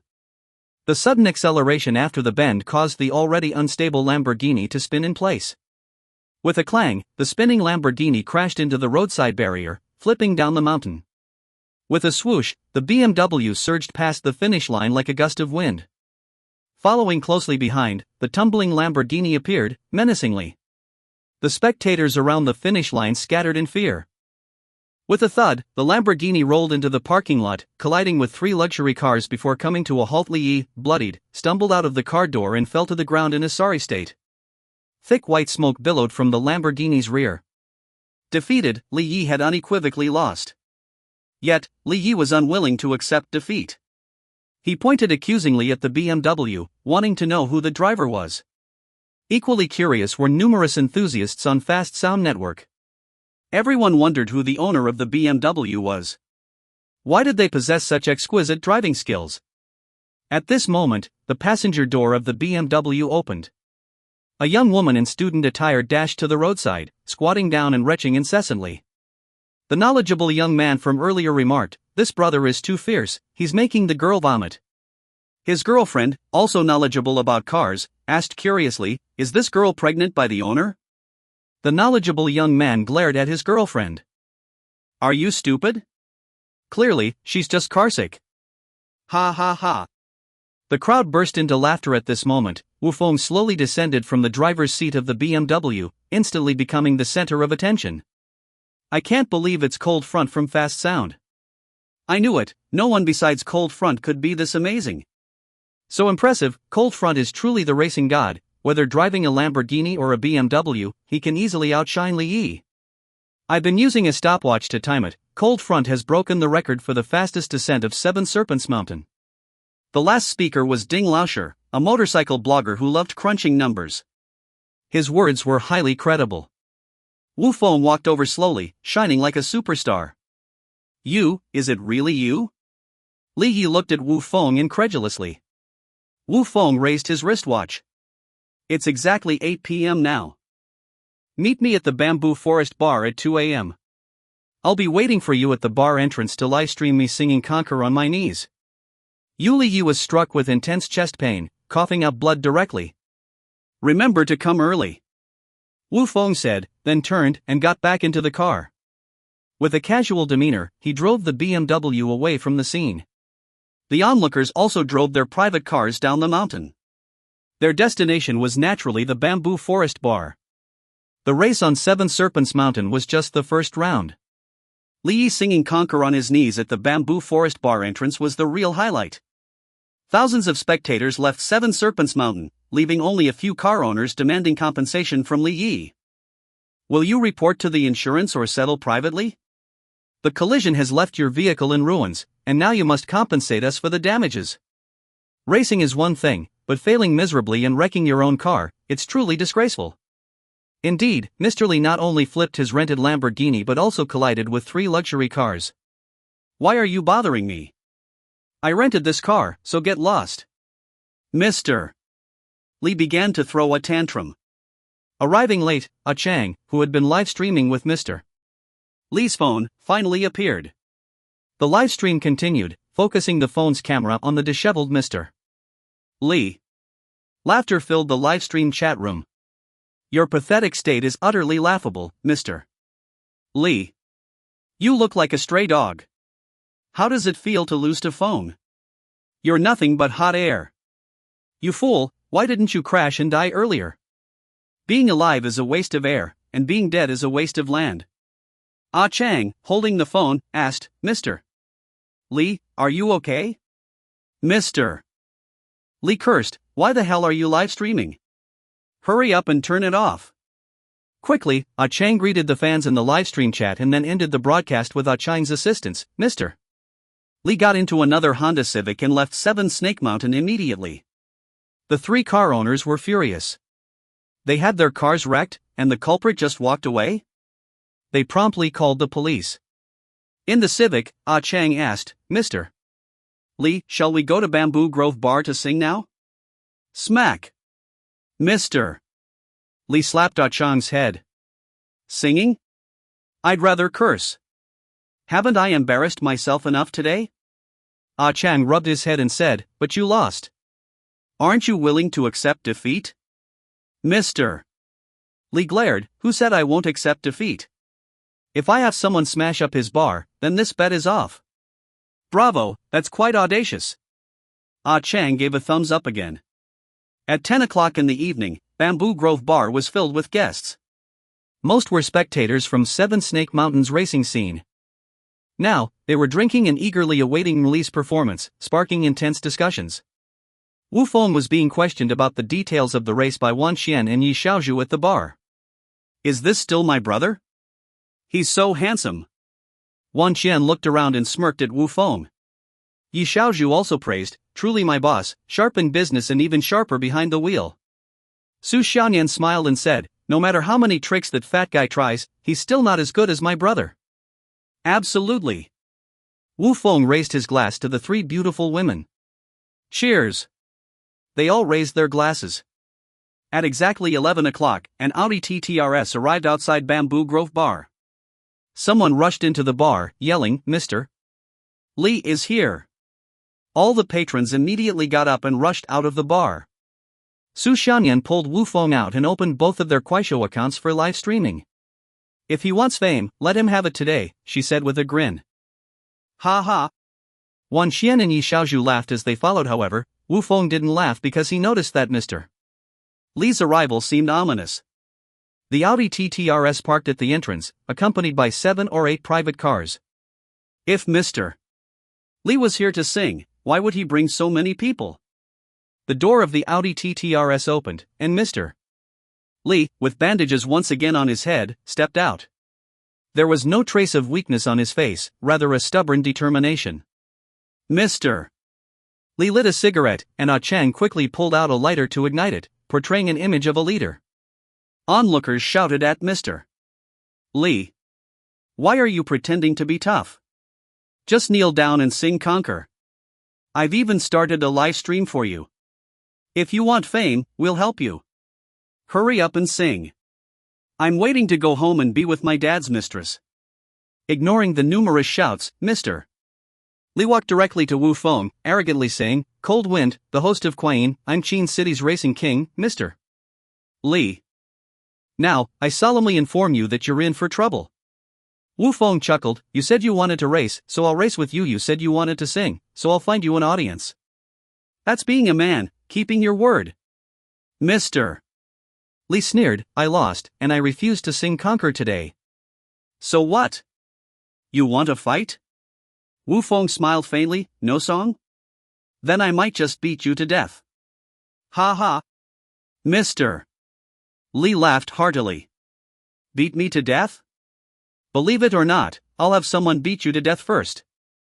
Chapter 90, Lord Li prostrates and sings Conquer. Running a bar, do you fancy yourself impressive? I can easily gather some socialites to end you. Lord Li arrogantly shouted, defending his remaining facade as the king of swagger. On the roadside, 7 or 8 private cars opened their doors successively. A uniformed group of socialites stepped out of the cars, blocking the entrance to the bar. Onlookers fell silent like cicadas in the cold. No one had anticipated that not only did Lord Li fail to keep his word, but he also resorted to bullying to vandalize someone's bar? Isn't this Lord Li going too far? Who is this person? Can't handle the game and resorts to bullying. On what grounds do you vandalize someone's bar? Outside the bar, Lord Li's fierce gaze swept over the onlookers. What's all this damn noise about? Are you all eager to meet your maker? Suddenly, there was silence at the bar entrance, and everyone chose to remain silent. Su Xianyan held her live streaming phone, her hands trembling. Yi Xiaozhu and Wan Xian hurried back into the bar. Yi Xiaozhu quickly sought Black Battle for help. Wan Xian even grabbed a bottle from the bar counter, ready for a life-and-death struggle with the opponents. But Wu Feng chose to step forward. Then, he reached out and slapped Lord Li's face forcefully. Snap! With a crisp sound, Lord Li was knocked to the ground. You dare to hit me, you dare? Do you want to die? Lord Li shouted loudly as he climbed up from the ground, simultaneously calling out to the group of social big brothers, Brother Yunlong, this punk hit me, are you still going to stand by? Who the hell hit my brother Ali? Want to die? A thunderous roar came from the crowd. A social big brother wearing sunglasses and an unbuttoned suit slowly walked forward, his chest tattoo of a blue dragon faintly visible. Soon someone recognized this big brother. Isn't this brother Mayanlong from the barbecue city? He's infamous for his get-lost style. It's over, this time Liang Feng is finished. Onlookers lamented for Wu Feng one after another. Meanwhile, Wu Feng spoke loudly, "It was me who hit him, so what?" As he finished speaking, Black Battle arrived with 3 younger brothers, closely guarding behind Wu Feng. Brother Mayanlong turned to look at Wu Feng, suddenly shuddered. He quickly took off his sunglasses, bent down and stared at Wu Feng carefully. Wu Feng stepped forward again and slapped Brother Mayanlong's head with another palm. "Wow!" Onlookers exclaimed. Dozens of Brother Mayanlong's men quickly gathered. "You bastard, dare to hit my big brother, do you want to die? Who the hell are you? Dare to hit my big brother?" The thugs shouted one after another. "Report your name, we don't beat nameless rats." The thugs clamored. "I am Wu Feng." Wu Feng said only 4 words. But these 4 words made all the tough guys present shut their mouths in fear. Thud. A sound. Brother Mayanlong suddenly knelt on the ground, kneeling in front of Wu Feng. "What the? What's going on here? Wu Feng, is this name really so formidable? Oh my god, even Black Boss is kneeling to Feng Yi? Feng Yi is amazing." The onlookers exclaimed in shock and amazement. Lord Li, however, was dumbfounded. He pushed Brother Mayanlong and asked, "Brother Yunlong, what's wrong with you? Why are you kneeling to him?" Snap. Brother Mayanlong backhandedly slapped Lord Li directly in the face. This slap completely dumbfounded Lord Li. He couldn't understand why the barbecue city boss, who was even more arrogant than himself, Brother Mayanlong, was acting so submissive at the moment. To this day, Brother Mayanlong still remembers the scene where he and his brothers were beaten up by Wu Feng. Several months ago, Wu Feng divorced his ex-wife, Xiaoying. Brother Mayanlong acted as an enforcer for the Xiao family to teach Wu Feng a lesson, but they ended up being beaten up by Wu Feng. Since then, Brother Mayanlong has been in low spirits. The name Wu Feng is like a terrifying brand, forever etched in Brother Mayanlong's heart. "That chubby guy, is he your brother?" Wu Feng asked Brother Mayanlong, his voice hoarse. No. Brother Mayanlong quickly shook his head. "I'm not familiar with him, no, I don't even know him." Wu Feng bent down, looking down at Brother Mayanlong. "Then why are you here?" I. Brother Mayanlong's lips trembled, and his whole body began to shake. "Speak!" Wu Feng suddenly roared, staring Brother Mayanlong into lying flat on the ground, hugging his head, motionless like a tortoise. "Master Feng, spare me! Brother Mayanlong begged. "I, Mayanlong, am here to help you deal with this scum, he's just an animal." Lord Li, standing aside, heard this and felt a pang in his heart. "Brother Yunlong, I grew up with you since childhood, and you're saying you don't know me, and calling me an animal." Thump! Brother Mayanlong stood up and kicked Lord Li over. "You're hitting me again?" Lord Li stared at Brother Mayanlong, disbelief written all over his face. "You bastard, do you even deserve to oppose Master Feng? Want to die?" Brother Mayanlong said, then waved to his brothers, "Get him, beat him to death." The thugs surged forward like a pack of wolves attacking a lamb. Thump. Countless fists and kicks rained down on Lord Li's body. Ah!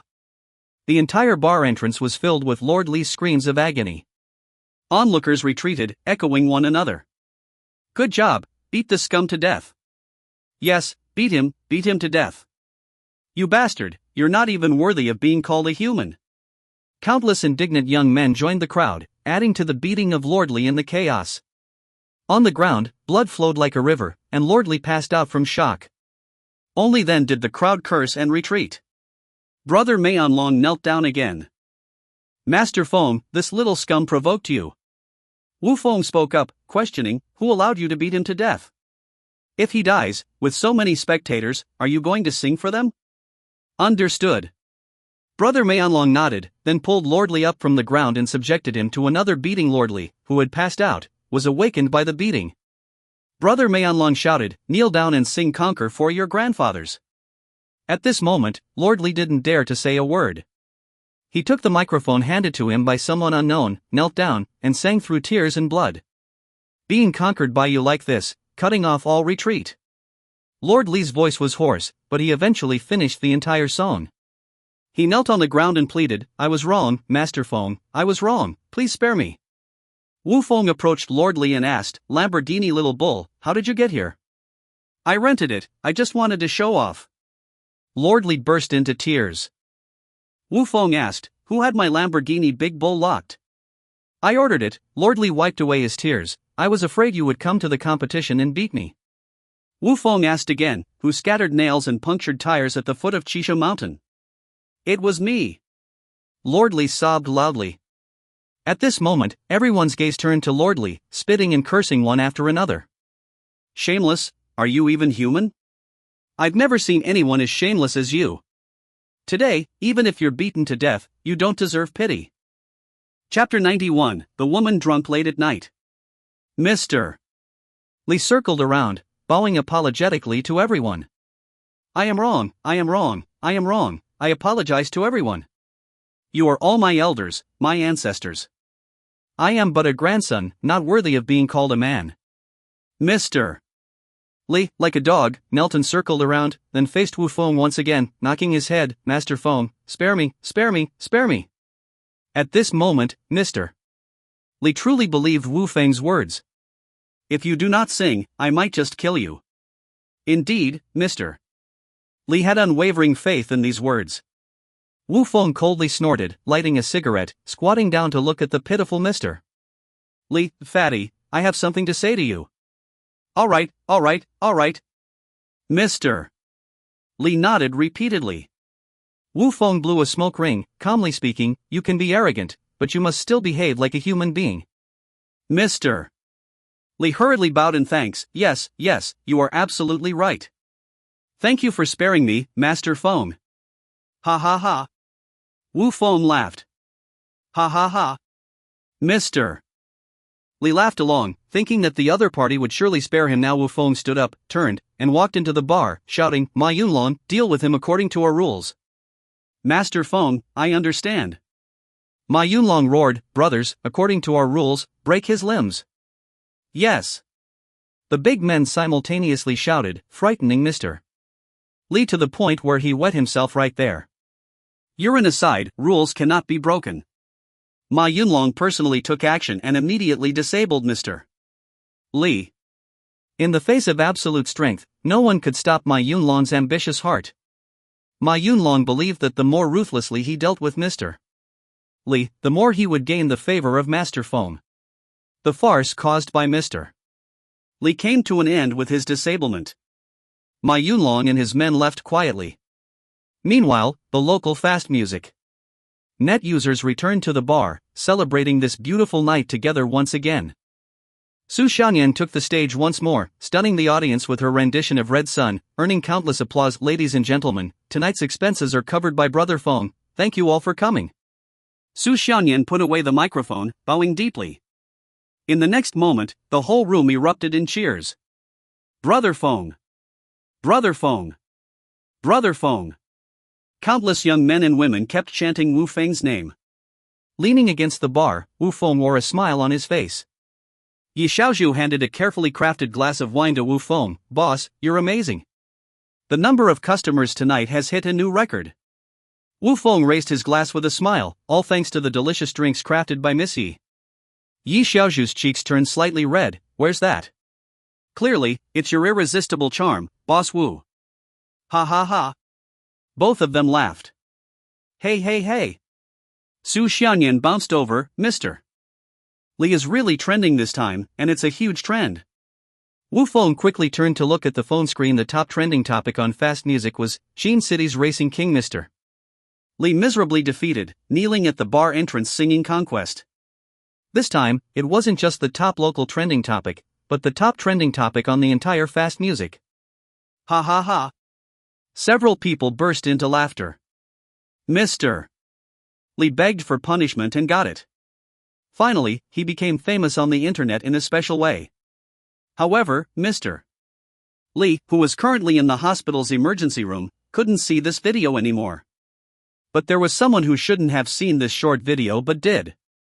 That person was Wang Kaisar, enjoying opposite-sex spa in a certain beauty club. Tang Long, who's this guy? Quite interesting. Wang Kaisar smiled and asked. The Tang Long he mentioned was one of the 4 famous kings in Qin City's underworld. However, at this moment, Tang Long was just a subordinate in front of the big boss Wang Kaisar. Tang Long, this is that guy called Mr. Li, the one who challenged Wu Feng. Wu Feng? Wang Kaisar muttered the name, suddenly feeling familiar. Tang Long reminded, Boss Kaisar, this Wu Feng is the younger brother of Gu Xinqing and Wan Xian. He had been against us all along. Both Wang Yi and Wang Taidan were disabled by him. Oh, I remember now, there is such a person.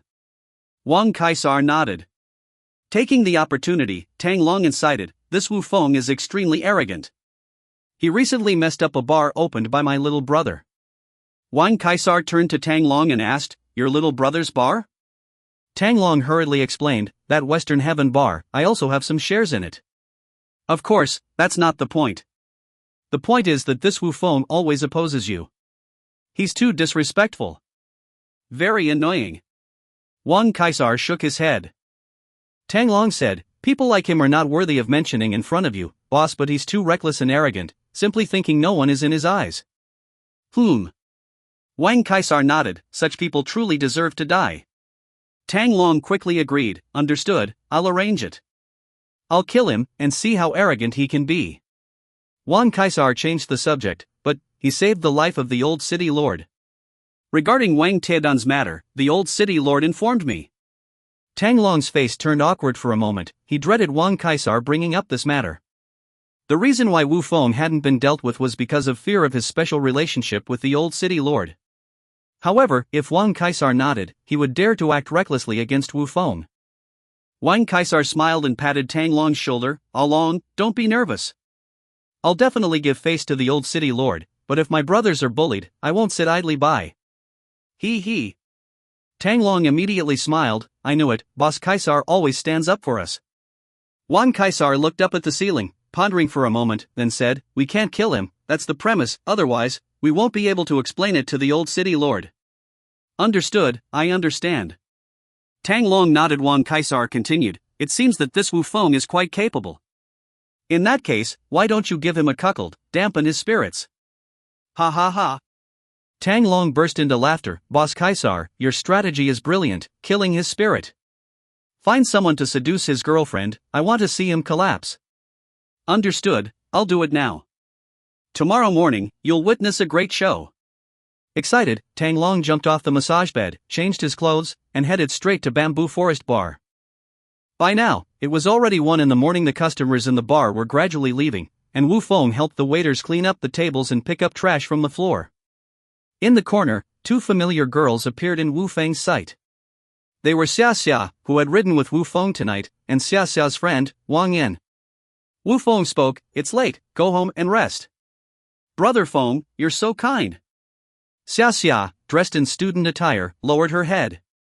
Her cheeks were red, whether from shyness or from being drunk, it was hard to tell. Brother Feng, how about you accompany us home? The flirtatious Wang Yan beside her took the initiative. Inadvertently, she stretched out a pair of slender, straight black silk legs. It was quite obvious that she was trying to seduce Wu Feng. No time. Wu Feng decisively refused. What kind of women hadn't he seen? There were countless girls who had chatted him up in the bar. Why would he bother having tea with these 2? However, Wang Yan was not willing to give up. She got up, grabbed Wu Feng's shoulder, and deliberately rubbed her chest against his arm. Brother Feng, I just broke up, feeling so lonely. Chapter 92, Your girlfriend is in my hands. Without hesitation, Wu Feng pushed Wang Yan away. He had always been reluctant to deal with such trashy women, he'd rather go barefoot. Brother Feng, you're so naughty. Wang Yan shook her perky buttocks, grabbing Wu Feng's arm with both hands. Let go. Wu Feng's expression turned sour, feeling annoyed. Brother Feng, feel my heart, it's so empty right now. Wang Yan pulled Wu Feng's hand towards her chest. Wu Feng swore he was being coerced, but the sensation was indeed not bad. Wang Yan, you've had too much to drink. Xia Xia, standing beside them, hurriedly stepped forward and pulled Wang Yan away, looking a bit jealous. Why are you pulling me? Wang Yan became unhappy, turning her head to glare at Xia Xia. Xia Xia continued, you've really had too much to drink. Speaking to Brother Feng like this might easily lead to misunderstandings. Wang Yan pushed Xia Xia away. What's it to you how I speak to Brother Feng? Xia Xia's expression changed. What do you mean by that, Yanzi? Wang Yan burst into laughter, pointing at Xia Xia. Do you think I, Wang Yan, don't know what kind of person you are? You dream of climbing high branches.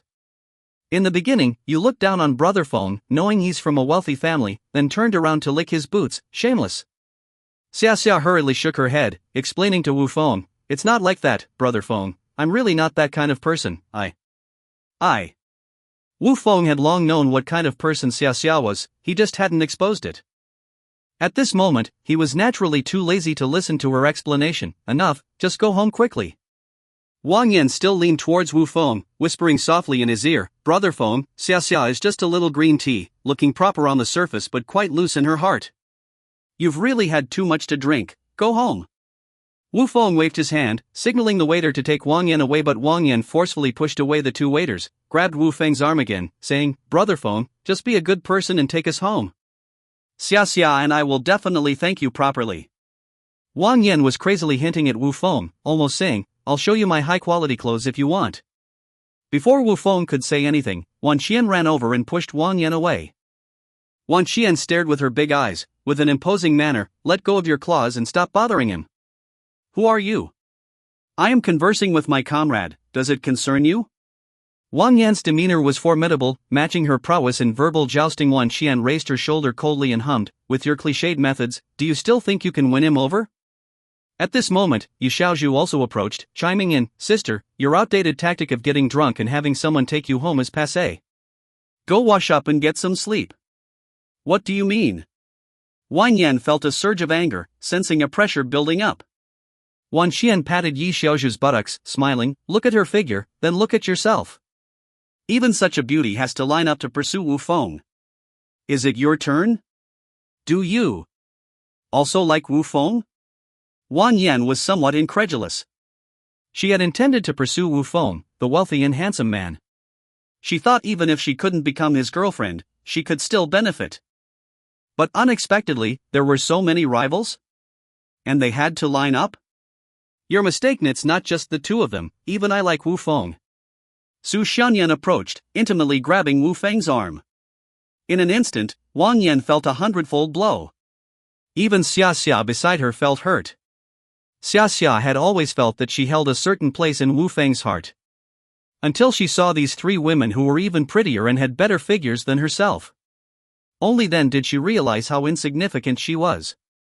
Wan Qian spoke up, little green tea, hurry home and touch up your makeup, and get some good sleep. You old hag, shut your filthy mouth. Wang Yan got angry and splashed a glass of wine on Wan Qian's face. In an instant, everyone's expressions changed. Wan Qian wiped the wine off her face and pointed to the door, get out. Spit, I don't want to stay in this crappy place anymore. You bunch of trash, scumbags, and promiscuous women, not a single decent person among you. Wang Yan cursed as she walked out of the bar, grumbling, shut your filthy mouth. Say one more word, and I'll beat you to death. Wan Qian shouted. Wang Yan was frightened into silence and hurriedly ran out of the bar with Xia Xia. Squatting on the street outside the bar, Wang Yan asked Xia Xia defiantly, where am I inferior to them? Xia Xia looked embarrassed and asked back, where are you superior to them? Suddenly, Wang Yan fell silent, feeling an urge to cry. Just then, a business car pulled up. The door opened, revealing a big man with a full beard who grinned, ladies, do you know the bar owner Wu Feng? Wang Yan straightened her chest and hastily said, of course, who are you? What do you want with him? The bearded man rubbed his head, looks like, sister, you're a good friend of Wu Feng. Wang Yan proudly declared, let me tell you, I am his legitimate girlfriend, what's the matter? These words stunned Xia Xia. The bearded man became even more excited. He hadn't expected to meet Wu Feng's girlfriend just after arriving at the Bamboo Grove bar. It seemed this woman had drunk too much and her mood wasn't good. The bearded man asked, are you having a fight with Brother Feng? He, Wu Feng, is just a jerk, always flirting with other women while he's with me. Wang Yan snorted. Ha ha ha. The bearded man laughed heartily, I'm his friend. Let me take you home. Wang Yan suddenly changed her expression, feeling that this man had bad intentions. Forget it, thank you for your kindness, we can go back by ourselves. Xia Xia hastily pulled Wang Yan up. However, the bearded man suddenly became fierce, grabbing Wang Yan forcefully and dragging her into the car. Ah! Wang Yan screamed, "Let go of me, let me go." With a clang, the car door closed, and the car drove away directly. In an instant, Xia Xia was bewildered. What's going on? Isn't this too sudden?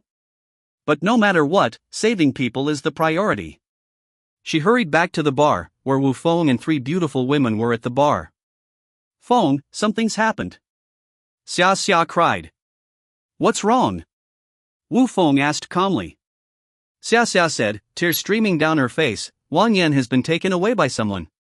Wu Feng remained extremely calm and asked in return, "She's been taken away, what do you want me to do?" "Go find her family and report it to the police." Xia Xia looked aggrieved and said, She just said at the door that she's your girlfriend, and then she was taken away by someone."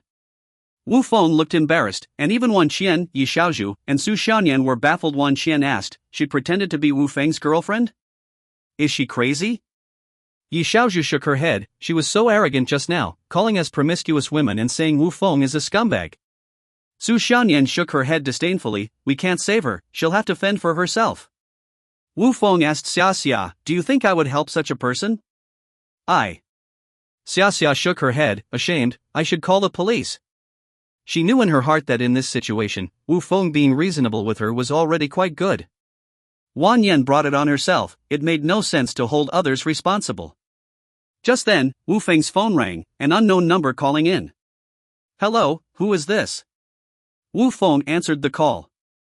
There was no response from the other end, but Wu Feng could hear Wang Yan crying. Sob.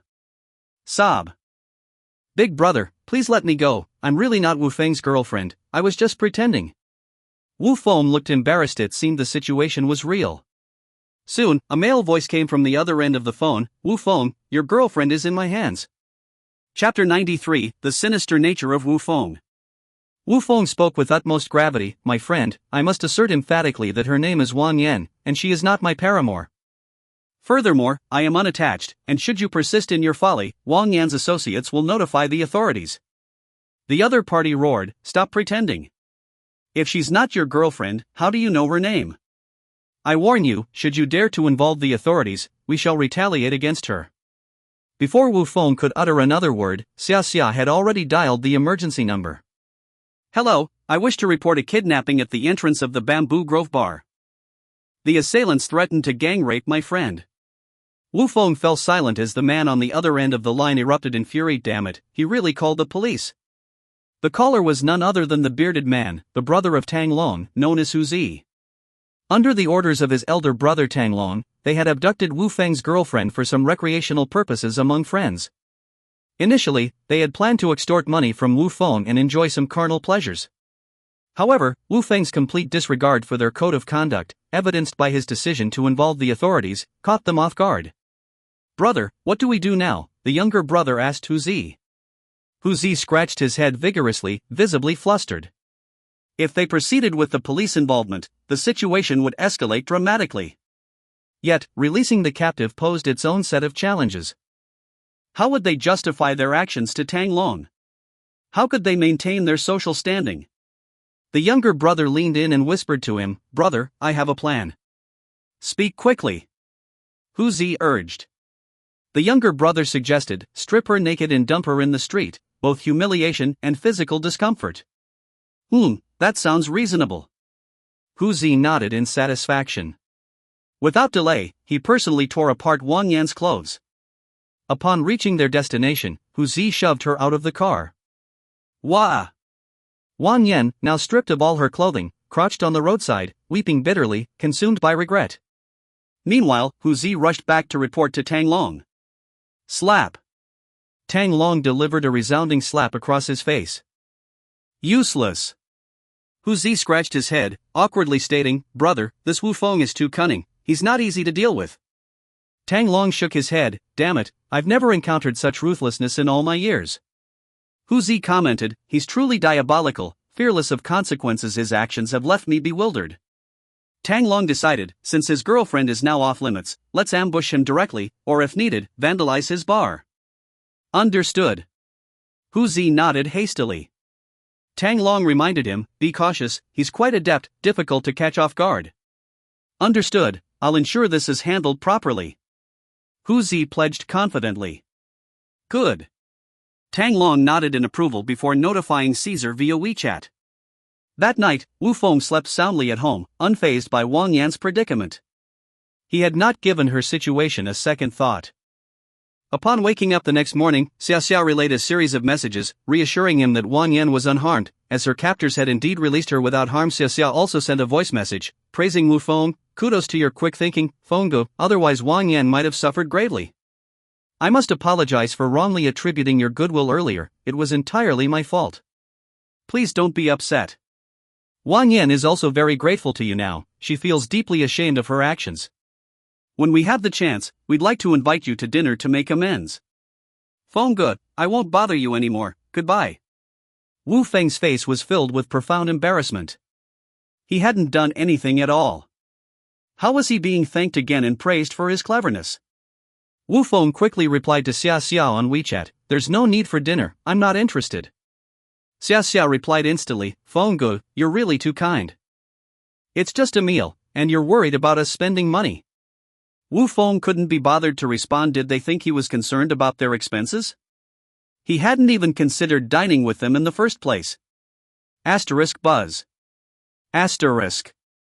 Wu Feng's phone vibrated, unexpectedly displaying a call from his third sister, Xia Chuxin. Wu Feng hurriedly answered the call. Hello, big star sister, how come you have time to call me? You rascal, I saw your live stream. Your small bar seems to be doing well. Xia Chuxin's voice came through the phone, gentle yet affectionate. Wu Feng chuckled, just messing around, compared to you, big star sister, it's like comparing a drop in the ocean to the boundless sea. Giggles. Xia Chuxin laughed, alright, I won't tease you anymore. The villa keys are ready, go handle the formalities today. Wow, so soon? But Wu Feng was somewhat surprised. Although his third sister had promised to gift him a villa since his divorce, he had almost forgotten about it. Xia Chuxin hurriedly interjected, no objections allowed. Wu Feng laughed, I won't refuse something offered for free, especially when you, the big star, have plenty of money. Xia Chuxin teased, you rascal, trying to freeload? Sister will support you. Ha ha. Wu Feng burst into laughter. Xia Chuxin continued, I won't keep you any longer, I'll send you the location of the sales center.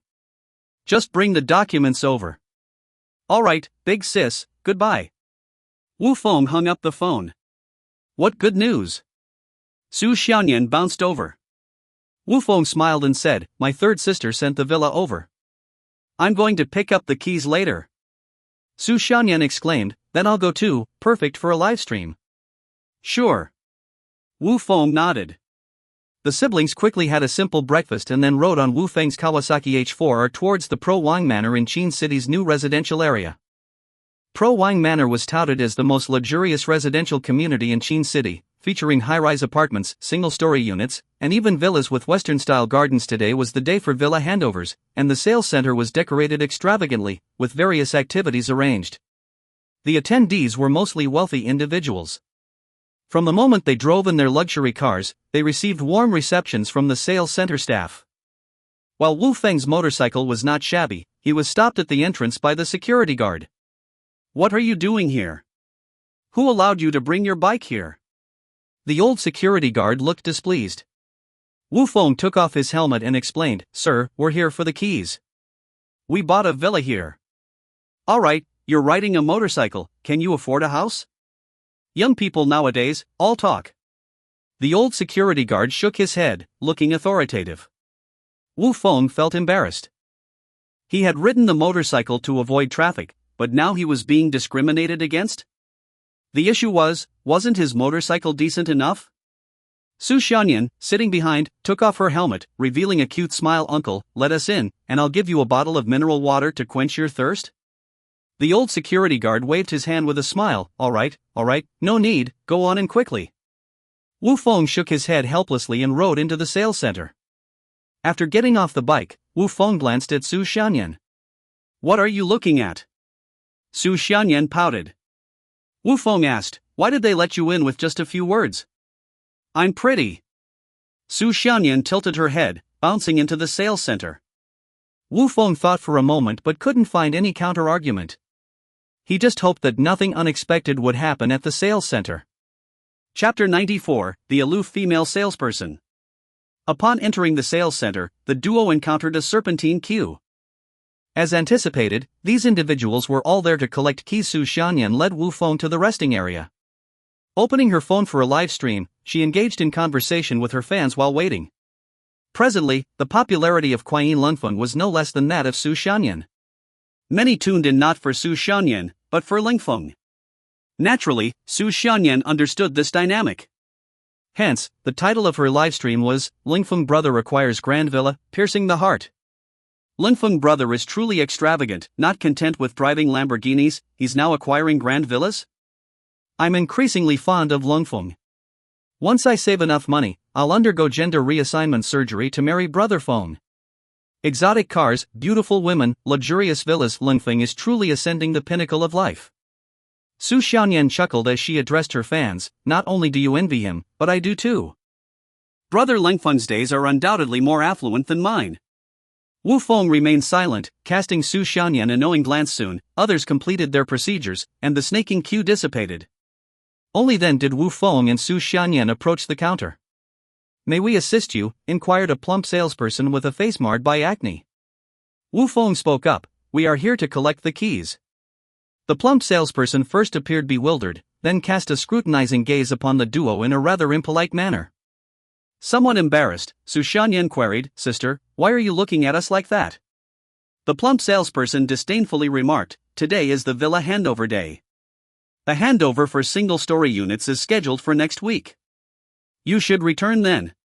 Both Wu Feng and Su Xianyan wore expressions of awkwardness. Meanwhile, the fans in the live stream chat chuckled. Damn, the wealthy Feng brother got mocked by the salesperson. Brothers, this isn't a skit, it's absolutely real. The show's about to begin. Feng brother is about to put the salesperson in her place again. Spectators, take a step back. Wu Feng patiently began to explain, Sister, I purchased a villa, more accurately, my sister gifted me a villa. Ha ha. The plump salesperson laughed, joined by the others. Su Xianyan inquired, Are you doubting him? The plump salesperson retorted with a sarcastic tone, No doubts. Since you've purchased a villa, produce your documents, and I'll process them now. Wu Feng promptly handed over his ID. The plump salesperson's expression changed, and she glared at Wu Feng. Is this your document? Wu Feng nodded solemnly, Indeed, my sister informed you previously. What's your sister's name? The plump salesperson inquired. Wu Feng replied, Her name is Xia Chuxin. This statement failed to pique the plump salesperson's interest, but it ignited a fervor in Su Xianyan's livestream chat. Goodness, Xia Chuxin? Isn't she the popular actress? No way, no way, no way. Brother Feng is Xia Chuxin's brother? My goodness, Feng's sister is actually the award-winning actress Xia Chuxin? The plump salesperson taunted Wu Feng, Which Xia Chuxin? The female star on television? Yes. Wu Feng nodded, seeing no issue with his response. Ha ha. The plump salesperson burst into laughter, joined by the other female salespeople. Su Xianyan's expression turned cold as she asked the plump salesperson, Is there something amusing? The plump salesperson stopped laughing, her gaze sharpening. Hurry up and leave. If he's Xia Chuxin's brother, then I'm Xia Chuxin's sister-in-law. Today's youth have thick skin, capable of spinning any lie. You two are just flaunting wealth on a fake livestream. I'm not sorry for slapping you in the face. I don't think it's excessive. Su Xianyan's cheeks flushed red with anger. Meanwhile, Wu Feng meticulously scrolled through the WeChat messages from Xia Chuxin. Then, he demanded, Get your chairman to see me immediately. The plump salesperson sneered, The chairman? What dream are you living in? Our chairman doesn't just meet anyone who asks. Get out. Wu Feng questioned, As a salesperson, is this how you treat customers? The plump salesperson shook her head, Sorry, you're not our customers, so I don't need to be polite to you. The fans in the livestream chat stopped laughing, each expressing indignation. What's with this fatty? How can she have such a terrible attitude? Even if they're not buying, she shouldn't treat them like this, right? Ugly people are up to no good. I hope this fatso gets fired today. Su Xianyan glanced at Wu Feng helplessly. Wu Feng was still browsing WeChat when he suddenly realized that Xia Chuxin had provided him with the contact number of the property's chairman a long time ago. However, he hadn't taken it seriously and had forgotten about it at this moment. A woman dressed in a pink professional suit and high heels entered the sales center. The plump salesperson quickly said, "The chairman is busy, but our manager is here. If you have any concerns, you can talk to her and see if she believes you." "Who's looking for me?" Manager Wang Xiaomei, clad in high heels, approached the counter. The plump salesperson pointed at Wu Feng and Su Xianyan, saying, "Manager Wang, these two came to collect the keys for the villa." Wang Xiaomei turned her head, and upon seeing the man, immediately burst into laughter. "Oh, this is my former brother-in-law. What was his name again? Wins something?" Wang Xiaomei said, with a hint of teasing in her tone. Wu Feng also recognized her. She was a distant cousin of his ex-wife. The plump salesperson added, "Manager Wang, this man claims to be the brother of the famous star Xia Chuxin and that the villa was a gift from his sister." "Ha ha ha." Wang Xiaomei burst into laughter. "Is it really that funny?" Wu Feng frowned at her displeasedly. Wang Xiaomei pointed at Wu Feng and said, "Others might not know your background, but I certainly do.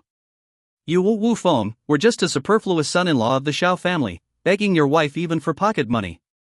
How did you transform into a wealthy man after divorce, buying a grand villa?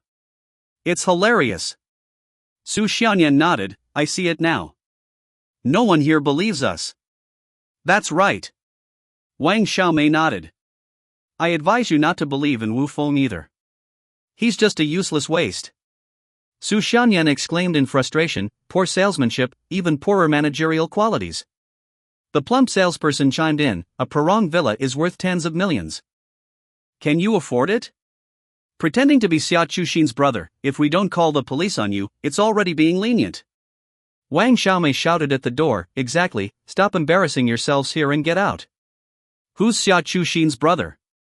Just then, a middle-aged man in a suit briskly entered. Upon seeing the newcomer, Wang Xiaomei's face displayed a flattering smile, and she hurriedly approached him. "Chairman, hello." "Right." The chairman nodded slightly, then turned his gaze towards Wu Feng. "You said you're Xia Chuxin's brother?" "Yes, I am." Wu Feng nodded, his demeanor firm. Wang Xiaomei laughed. "Chairman, I know him. He's just a lunatic." Smack. Chapter 95, Wu Feng acquires a grand villa. The chairman's palm landed squarely on Wang Xiaomei's face. Manager Wang Xiaomei was bewildered. "Chairman, why did you hit me?" The plump salesperson stepped forward to explain, "Chairman, you've misunderstood Manager Wang. These two individuals are truly deranged. Coming to collect keys with just their IDs, it's simply ludicrous." Smack. Another slap from the chairman struck the plump salesperson's chubby cheek. Both the plump salesperson and manager Wang Xiaomei were dumbfounded. In Su Xianyan's livestream chat, the barrage of comments intensified. "Well done, striking with precision, striking until they cry. This slap has blinded you, and this slap has shattered your future. Mr. Feng is remarkable, and the chairman is discerning. Those useless manager and salesperson will be fired." The chairman took a step back, then bowed deeply to Wu Feng and Su Xianyan. "To our esteemed guests, it's my mismanagement that led to such a misunderstanding. I sincerely apologize to both of you." Su Xianyan shook her head helplessly. "At least someone believes us now. Chairman, Wu Feng is just a son-in-law of the Xiao family. How could he be the brother of the famous star Xia Chuxin?" Even at this moment, Wang Xiaomei still hadn't come to terms with reality this time. Chairman Lu was furious. He turned around and delivered 3 resounding slaps to Wang Xiaomei. Asterisk smack. Smack.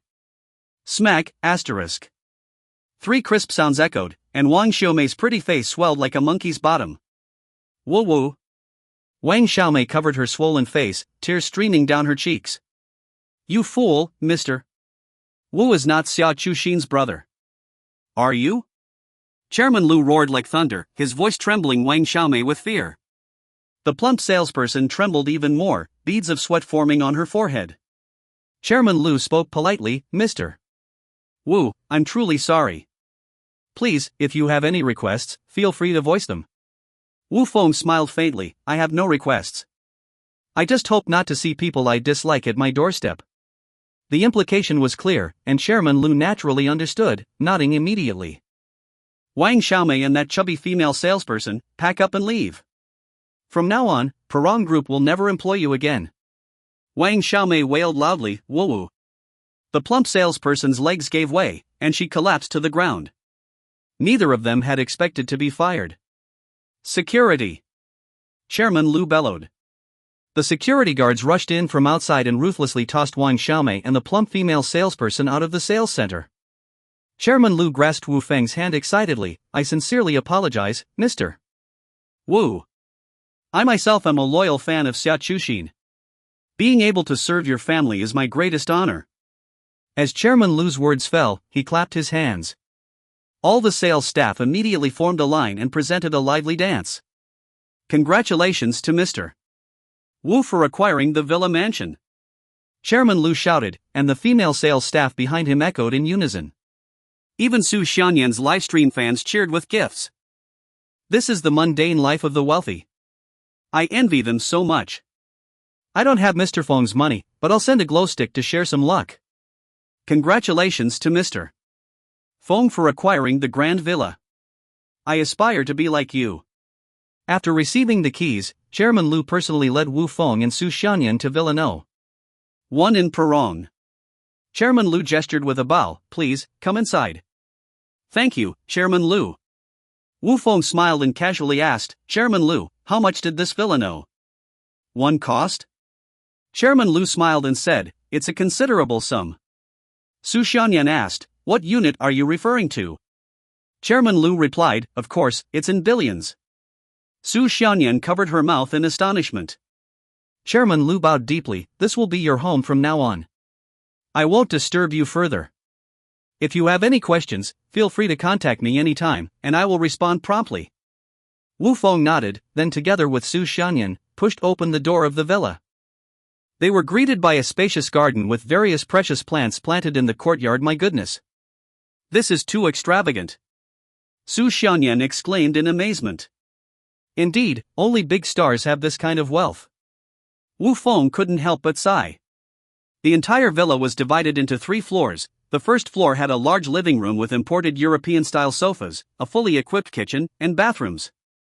The second floor was the residential area, with countless master bedrooms, guest rooms, and so on. The third floor was the leisure area, with facilities for sports, fitness, billiards, and even a small outdoor swimming pool. Su Xianyan leaned back on the sofa, her long legs draped over Wu Feng. Wu Feng said, with such a large villa, we should let Dad and the sisters move in too. Su Xianyan nodded, and we'll need to hire more housekeepers, or we'll be too busy. Indeed. Wu Feng nodded. That's very sensible. The siblings sat on the sofa, planning the arrangement and decoration of their new home. It wasn't until noon, when their stomachs growled with hunger, that they reluctantly left the villa. Wu Feng rode his motorcycle with Su Xianyan behind him, leaving the Perong community. Not long after they hit the road, several private cars began to follow closely behind. As they entered a small alley, several more cars blocked both ends, trapping them inside. Wu Feng parked the motorcycle, and Su Xianyan hugged him tightly. What's going on? It's okay. Wu Feng reassured her. Just hold on to me tightly. Okay. Su Xianyan nodded, clinging tightly to Wu Feng's waist. Squeak, squeak, squeak. The sound of car doors opening one after another. Dozens of burly men wielding steel pipes and iron forks gathered around Wu Feng. Leading them was Tiger, the henchman of Tang Long, one of the 4 great kings. Tiger spoke, you, Wu Feng, changed girlfriends again. No wonder you didn't give a damn about that woman last night. Wu Feng took off his helmet and hung it on the handlebars, retorting, changed? How about I change your mom to be my girlfriend?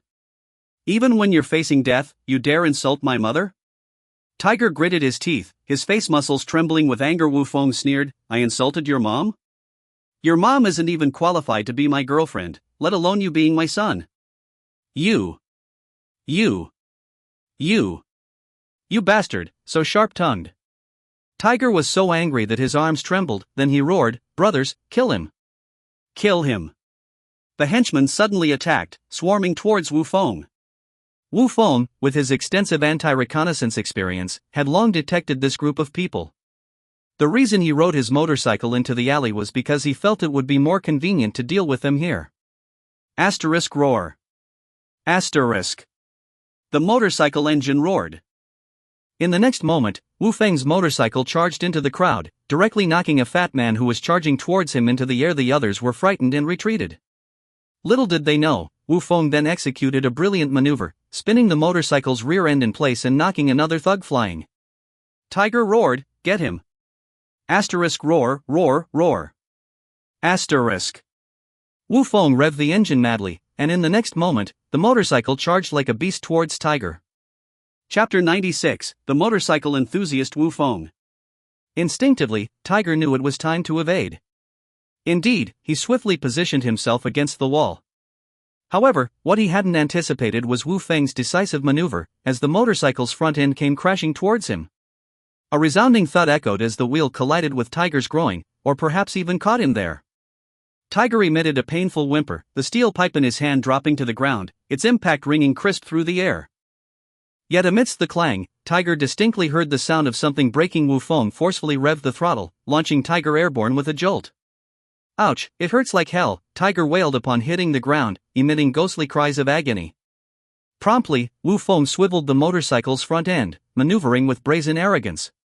Several audacious cohorts rushed to assist Tiger to his feet. "Brother, are you all right?" one of them inquired. Wiping tears and sweat from his face, Tiger angrily exclaimed, "Where the hell is our reinforcement?" Tang Long had warned him of Wu Feng's exceptional prowess, hence Tiger had mustered over 300 men for this outing. However, hindered by traffic, only a few dozen loyal comrades had arrived to confront Wu Feng, while the rest were still en route. "Make the call, now," a henchman hastily fumbled for his phone. But in the next instant, a motorcycle zoomed forth, directly colliding with the henchman who had been about to make the call. Wu Feng rode through the chaos with an air of invincibility, colliding with anything in his path within the narrow alley. Screams of anguish reverberated incessantly. Tiger gingerly rose to his feet, checking himself, relieved to find his eggs intact. Yet, in the next moment, Wu Feng's motorcycle came hurtling towards him once more, ensnaring Tiger's groin once again. Tiger's agonized cries echoed like the mournful screams of a slaughtered pig during rural festivities. The motorcycle spun on the spot, Wu Feng surveying the entire alley, finding no one left standing. "Marvelous!" Su Xianyan, seated on the pillion seat, exclaimed, her cheeks flushed with fear, yet she couldn't help but commend her brother. Here they come, Tiger, our reinforcements," someone shouted, followed by a swarm of countless cars flooding into the alley. Scores of burly men leaped out of the vehicles, recklessly charging into the alley. Witnessing the situation change, Wu Feng accelerated on his motorcycle, leaping onto the roof of a passing car with finesse. With a resounding crash, the motorcycle hit the ground, barreling towards the scattered crowd. The crowd dispersed in terror, evading Wu Feng's onslaught. "Chase him, give me chase," the bearded man in the alley bellowed. The freshly arrived reinforcements hastily boarded their vehicles once more, embarking on a full pursuit of Wu Feng's motorcycle. It was now the peak of the lunchtime rush, the city streets congested with private cars. The convenience of the motorcycle soon became evident as Wu Feng effortlessly outpaced his pursuers. The Kawasaki H4R's speed surged once more, vanishing like a flash of light. At precisely 12:30, Wu Feng arrived home punctually. Su Xianyan, disembarking from the motorcycle, found her heart pounding incessantly. "Are you all right?" Wu Feng inquired, his words a reassuring balm. "I'm fine." Su Xianyan shook her head and then asked, "Who were those people, and why were they chasing you?" Wu Feng replied, "Just a bunch of stinking rogues tonight, you better not go to the bar." "Let me sort things out first." "All right, just be careful." Su Xianyan nodded repeatedly, scurrying upstairs with quick steps. Immediately, Wu Feng called Black Battle, "Get me the background on that big bearded guy." Black Battle hastily replied, "Master Feng, are you referring to the guy who kidnapped Wang Yin last night?" Wu Feng nodded, "Yes, that bastard is trying to ambush me today, aiming to knock me out." "He's called Tiger, a subordinate of Tang Long," Black Battle explained. "Tiger, Tang Long? I see." Wu Feng nodded. Black Battle inquired further, "Master Feng, how do you want to handle this?" Wu Feng stated, "Gather the men. Tonight, accompany me to Tang Long's place. Let's have a chat with him face to face." "Understood." Black Battle nodded. He certainly understood what Wu Feng meant by chat. Meanwhile, Tang Long woke up in a deluxe room of a certain clubhouse, surrounded by several fresh-faced girls. After dressing up, he sat on the edge of the bed, lit a cigarette, and picked up his phone. He found numerous messages from Tiger. Tang Long called back, "Hey, how did things go?" Through the phone, Tiger's voice wailed, "Boss Long, things went south." "What?" Tang Long's gaze darkened, crushing the cigarette but in his hand. Tiger explained, "This guy rides a huge motorcycle, fiercer than a death knight, crashing into everyone he sees. He's simply a beast."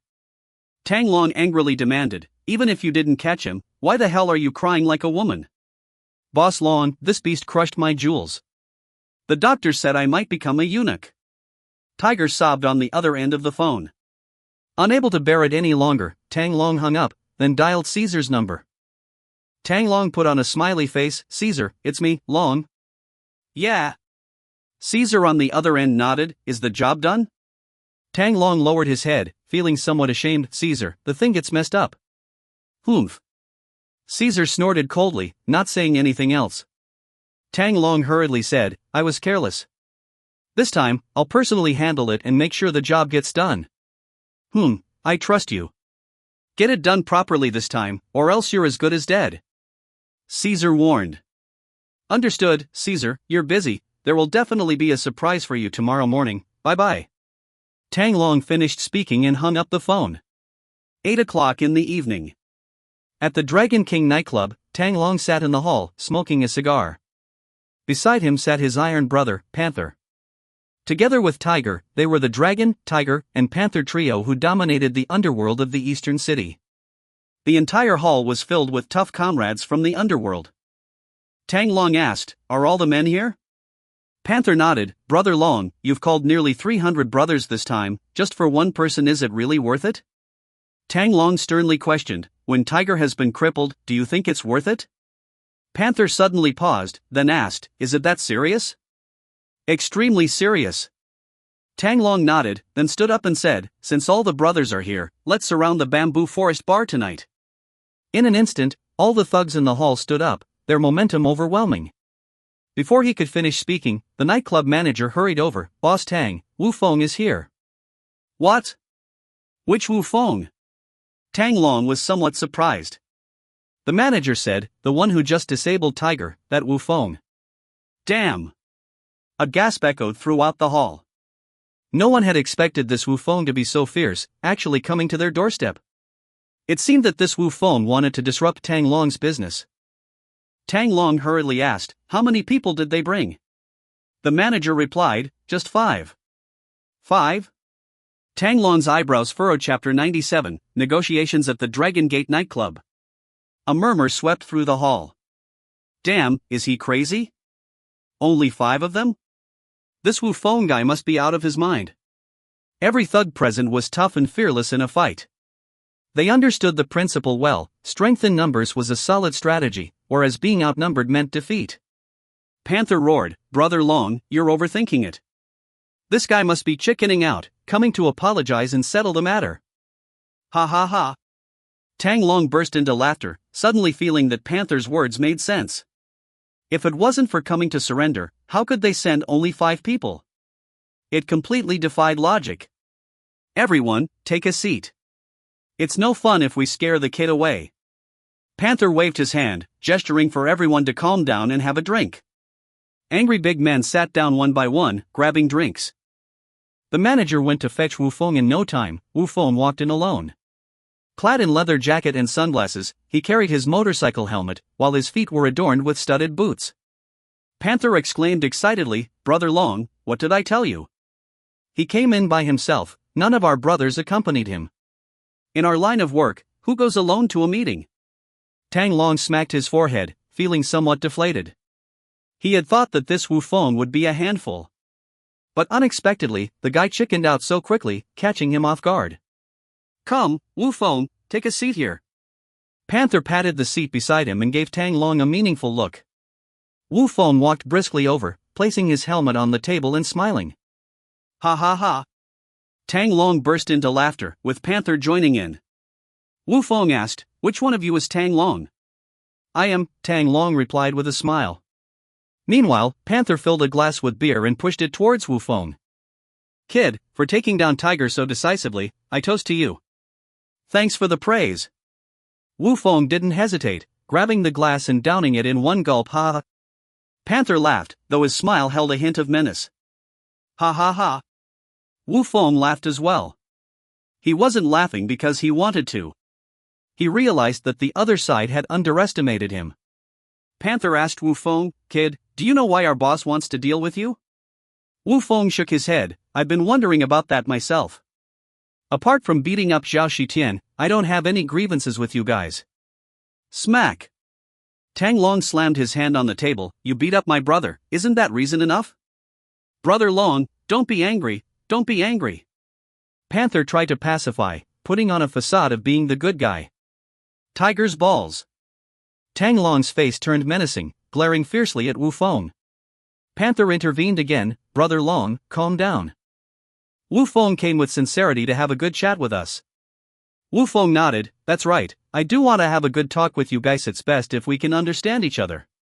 Patting Wu Feng's shoulder, Panther appeared friendly. Brother, after you crippled Tiger today, Boss Long is furious and wants to kill you.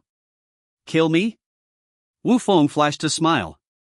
With a sigh, Panther said, well, seeing your sincerity, there's still room for negotiation on this matter. Boss Long is a man of loyalty. If someone hits his brother, he'll definitely seek retribution. It's not going to be easy for him to let you off. I have an idea. Dragon Brother has a sworn enemy called Crazy Bull. If you're skilled enough to take down Crazy Bull, we can consider this matter resolved. Wu Feng chuckled. Oh. Is it that simple? Panther nodded hastily. Of course, Brother Long thinks highly of your abilities. As long as you handle this matter well, you'll be one of Brother Long's brothers in the future. See this nightclub? Gambling, prostitution, even drug use, everything's allowed. Tang Long also nodded. If you do well in this task, the nightclub will be under your protection. Wu Feng smiled and set down his glass, one playing the good cop, the other the bad cop. Wu Feng had heard of Crazy Bull as well. He was one of the 4 kings of Qin City's underworld, no less powerful than Tang Long. In the end, it was just using one enemy against another. Panther asked, so, what do you think? Will you consider it? Wu Feng shook his head. No need to consider, I am not going to do such a stupid thing. Smack. Tang Long slammed his hand on the table again. Then what the hell do you want to do? Wu Feng smiled, leaned back in his chair with crossed legs, and said, I came here to talk with you guys. If you apologize sincerely, I'll spare you. Panther was surprised. Apologize, spare us? Tang Long roared, are you drunk? Spare us on my turf? The thugs felt Tang's anger and stood up one by one. In an instant, there was an overwhelming pressure in the air, like a storm brewing. Exactly. Wu Feng nodded. Panther stood up, glaring at Wu Feng. Kid, watch your words. You don't talk nonsense in my presence. Wu Feng smiled. Now I realize, I can't let you bastards off. Running a nightclub with gambling, prostitution, and drug dealing, even allowing people to use drugs, aren't these serious crimes? Panther widened his eyes. Are you insane? Which nightclub doesn't do that? Tang Long also stood up, staring at Wu Feng. Kid, am I committing crimes now? What can you do to me? As soon as he finished speaking, the thugs immediately gathered around, their presence intimidating. Wu Feng smiled. As a law-abiding citizen, I will definitely call the police. Ha ha ha. Tang Long burst into laughter, followed by everyone else in the hall. Panther said, Wu Feng, do you know what happened to the last person who threatened to call the police? Wu Feng didn't say anything, still smiling. Panther asked and answered himself, the last person who threatened to call the police is in the cemetery now, with weeds growing 3 feet high on his grave. Exactly. Tang Long nodded, smiling. That guy was beaten to death by my brothers. Do you still want to call the police now? Ha ha ha. Panther laughed loudly. If you dare to call the police today, I'll make you call me grandpa. If you don't, I'll beat you until you're a grandson. Ha ha ha. The laughter echoed again in the hall. Ordinary people understood the situation now. If he dared to call the police, he would surely die here. But Wu Feng was not an ordinary person. He had never been ordinary since the day he was born. I was just kidding. Now that you've provoked me, I'll let you see. Wu Feng picked up his phone and dialed Mujiejia's number. The screen of the phone clearly displayed the words fourth sister. Ha ha ha. Panther laughed. Tang Long asked, "What's up? Calling your sister for backup?" Mujiejia's voice came from the phone. "Feng, what's wrong?" Wu Feng said, "Dragon Gate nightclub, full of illegal activities. I am about to report it." Panther laughed. "This is what you call reporting? Why not call 110? Wu Feng also laughed. "Calling 110 is too much trouble. My sister is the deputy chief of the police station." As soon as he finished speaking, everyone stopped laughing, and the entire hall fell silent. Chapter 98, Young People Have No Martial Ethics. The smile on Tang Long's face disappeared, his expression gradually distorted, and the muscles on his face began to tremble. Panther pointed at Wu Feng and spoke, "Do you really dare to call the police?" Wu Feng sneered, "You wanted me to call you Grandpa, right? Come on, say it loudly. You mother fasterous cur." Panther growled, smashing a glass with his fist. Crash! Tang Long directly overturned the table. "Brothers, kill him for me." In an instant, all the thugs rushed towards Wu Feng. A fierce battle was about to erupt. Wu Feng kicked Panther, sending him flying into the pool, officially starting the melee. But would Wu Feng dare to attend this meeting without preparation? Bang! The glass door of the nightclub was shattered, and 4 motorcycles forcefully entered. Behind these 4 motorcycles were spiked iron chain balls. Riding the motorcycles were the Black War 4 brothers. Awu! The modified motorcycles emitted strange monster-like roars. The 4 of them held onto the motorcycle handles with one hand and threw the spiked iron chain balls with the other hand towards the thugs. The iron chain balls, the size of soccer balls, were like bombs when thrown. Wherever they landed, there would be bloodshed, and there was no defense against them. The nightclub hall turned into a battlefield. Tang Long's gang, who clearly outnumbered their opponents, couldn't demonstrate their numerical advantage. The opponent only had 4 motorcycles, but they were as fierce as tigers, making it impossible to approach. The spiked iron balls were thrown out recklessly, hitting both objects and people. They were like cavalry from ancient times, massacring the unarmed infantry. In just 3 to 5 minutes after the battle started, the entire hall was filled with screams, with at least 40 to 50 people lying down. The hall was a mess. Blood mixed with alcohol on the ground, emitting a strange smell. The thugs had completely lost their courage.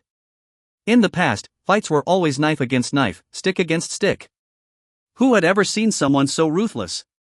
They had never encountered it before. Even though Tang Long had more than 200 brothers under him, they all ran upstairs for shelter because the opponent was too ferocious. While the brothers fled, Tang Long did not. Tang Long was beaten to a pulp by Wu Feng, covered in blood, and he didn't even know how many ribs were broken. He was lying on the ground like a dog, with Wu Feng's foot on his head. Wu Feng spoke to the thugs on the second floor, "Why are you all running? Weren't you trying to mess with me? Come down here." The 4 motorcycles continued to ride recklessly in the hall. Their hands kept throwing the iron chain balls, making a whoosh sound as they flew through the air.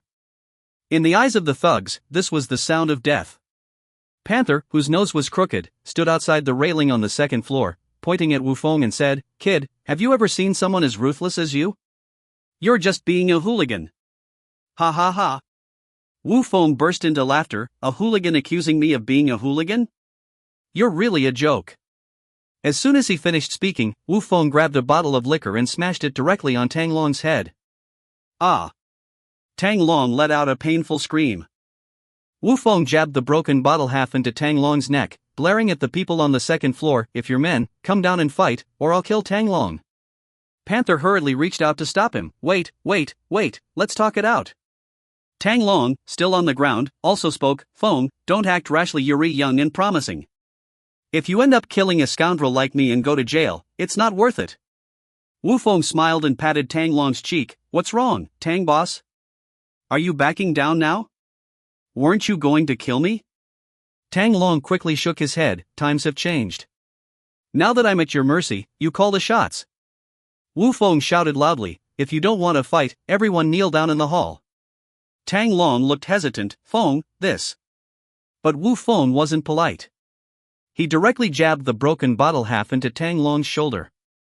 Ah! Tang Long screamed again, roaring, kneel, all of you damn kneel down. Following the boss's orders, the thugs all rushed downstairs into the hall. Then, more than 200 thugs all kneeled down on the ground. Tang Long spoke again, Feng, not Feng Yi, you're my elder. Look, all my brothers are kneeling. Can you let me go? Wu Feng pointed at the crowd, a bunch of cowards who bully the weak and fear the strong. Yes, yes, yes. Panther nodded, and the other thugs followed suit. At this moment, no matter what the other side said, they had to agree. Wu Feng lifted Tang Long up from the ground.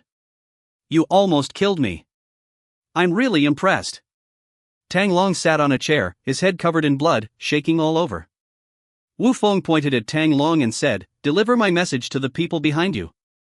If anyone dares to provoke my friends and family again, I guarantee you'll all die together. Yes, yes, I'll definitely pass on the message to Kai Yi. Tang Long's face turned pale as he nodded repeatedly from beginning to end. He didn't mention King Caesar at all. But Wu Feng still guessed that King Caesar was the one behind him, and his strength made him afraid. Goodbye. Wu Feng threw the broken bottle half on the ground and quickly left with his 4 brothers on motorcycles. Almost simultaneously, countless brothers swarmed in. Tang boss, are you alright? Boss, we can't just let them go like this. Tang boss, give the order, and we'll go after them and finish them off. Tang Long roared, Shut up, all of you. Why are you chasing them? What are you going to do? Wu Feng was here just now, and each of you was scared stiff, like tortoises. Now that they've left, you're all bold? The hall fell silent, and no one dared to speak. Panther shook his head and asked, Boss, if we don't settle this, how will we survive in the future? Tang Long said stubbornly, A real man can bend and stretch, what's there to be ashamed of? Panther said, We're in this business to save face. Tang Long sneered, Direct confrontation is not Wu Feng's forte, but he made a fatal mistake today. Panther asked, What mistake? Tang Long smirked, If I were Wu Feng, I would have wiped out all potential threats today and not left any future troubles for myself. But he didn't. Panther exclaimed. Tang Long nodded, That's why he's wrong. As long as I'm alive, I'll find a way to kill him sooner or later. It's only a matter of time. Panther nodded, and the other brothers also nodded one after another, admiring their boss's ruthlessness. Just then, sirens suddenly sounded outside the nightclub. Immediately after, countless armed police officers rushed in at the fastest speed and quickly controlled the scene. Tang Long squatted on the ground, holding his head, Officers, please, let's talk it out. Someone reported that there's involvement in illegal activities here, gambling, prostitution, and drugs. We're conducting a routine raid. The one leading the team was Captain Mu Jiajia. Yes. Countless police officers swiftly went upstairs to search, checking every corner of the nightclub. Damn it! Tang Long was completely dumbfounded. All the shady dealings in the nightclub, no problem if they weren't discovered, but once they were, it would be shut down permanently. Chapter 99, Is this the surprise you promised? In the early hours of the morning, the Dragon King nightclub was sealed off.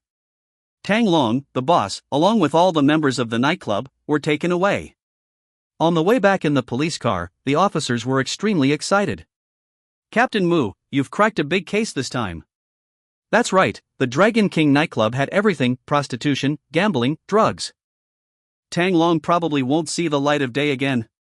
Captain Mu, was this tip-off from your informant? You've hidden it deep. Mu Jiajia just smiled faintly and said nothing. The reason she dared to lead such a large-scale operation to investigate the Dragon King nightclub was solely because of a call from her brother, Wu Feng. There was no other reason. Mu Jiajia absolutely trusted Wu Feng, and he wouldn't make a report call to her lightly. That night, the police station worked overtime, interrogating the nightclub staff overnight. Early the next morning, a Maybach drove towards the detention center. Guided by his assistant and lawyer, Wang Kaisar arrived at the visiting room. Through the glass door, Wang Kaisar saw Tang Long, who had been boasting to him just yesterday. At this moment, Tang Long was wrapped in bandages all over, looking like a mummy. Wang Kaisar picked up the phone and asked Tang Long, Is this what you call a surprise? Tang Long was completely baffled. Wang Kaisar, who never cursed, was using it repeatedly in his sentence, indicating his anger. Tang Long stammered for a while before saying, Kai, I'm sorry. Wang Kaisar turned his head, sighed heavily, and then asked, Speak. Tang Long said, Last night, Wu Feng and his men came to the nightclub and fought us. Wang Kaisar nodded, and then? Tang Long nodded. We didn't fight back against Wu Feng, and he wrecked the place. Wang Kaisar said, you couldn't fight back due to the numbers. That's understandable. Tang Long shook his head. It's not about the numbers, it's about their numbers. What? Wang Kaisar was completely stunned. Tang Long continued, they were just 4 people, riding motorcycles and hitting people with iron chain balls. More than 300 of our brothers were beaten badly by them. Smack. Wang Kaisar slapped the counter, 4 people against 300? And you didn't fight back? We didn't. Tang Long shook his head. Wang Kaisar roared, even if they were 300 pigs, they wouldn't have been able to kill them in one night. Are you all worthless pieces of shit? Yes, Kai Yi is right, I am just a worthless piece of shit. Tang Long nodded, his eyes red with tears streaming down his face. This kid is really damn ruthless. He doesn't follow any rules. Not only did he win, but he also fucking called the cops on us. The more Tang Long spoke, the angrier he became, tears streaming down his face. Wang Kaisar shook his head in disbelief. What kind of method is this? How can it be more despicable and shameless than those thugs in the underworld? Kai Yi, I'm sorry, I'm kneeling down to you. Tang Long knelt down to Wang Kaisar through the glass window. Wang Kaisar shook his head and was about to hang up the phone. Tang Long hurriedly said, Kai Yi, Wu Feng knows it was you behind me. He asked me to deliver a message to you. Wang Kaisar was taken aback. What message?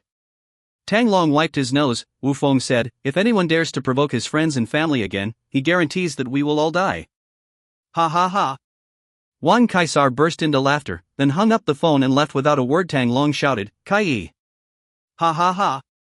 Laughing all the way, Wang Kaisar left the detention center. In the Maybach, the assistant asked with concern, Mr. Wang, are you alright?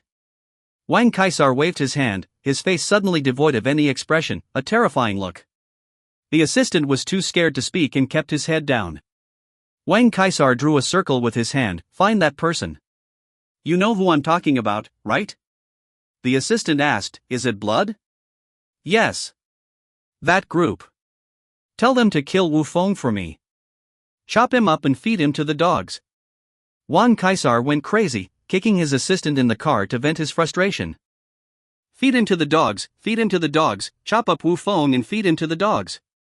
Meanwhile, Wu Feng was busy helping Su Xianyan move into their new house. He hired a Lalamove driver online to help with the move, packing everything into boxes, big and small. The driver was busy moving things up and down the stairs.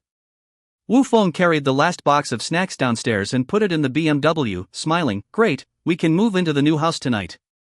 Su Xianyan also smiled, great, I'll call Laba, Xijia, and everyone else, and we'll have dinner at the new house tonight. It's time to celebrate. Wu Feng nodded. The 2 siblings got into the car and drove towards the Pro Wang Villa. Behind Villa No. 1 was the Pro Wang high-rise residential area. Wu Feng parked the car horizontally in the parking space in the backyard. It wasn't that he was being domineering, but his sister, Xia Chuxin, had bought all the parking spaces around their villa. According to Xia Chuxin, she didn't want to see other people's cars parked near their home. As for their own cars, they could park them in the garage or outside as they pleased. In short, it was just one sentence, money talks, be as willful as you want. Su Xianyan entered the villa and started live streaming with her headphones on, introducing their new home to her fans. Meanwhile, Wu Feng ran back to his room, took a hot shower, then put on his headphones and played a couple of games. Outside the villa, a white Mercedes slowly drove towards the high-rise building. The female owner of the car was surprised to see a red BMW parked horizontally in the parking space and became very angry. The female owner got out of the car angrily and circled around the BMW but couldn't find the owner's contact information.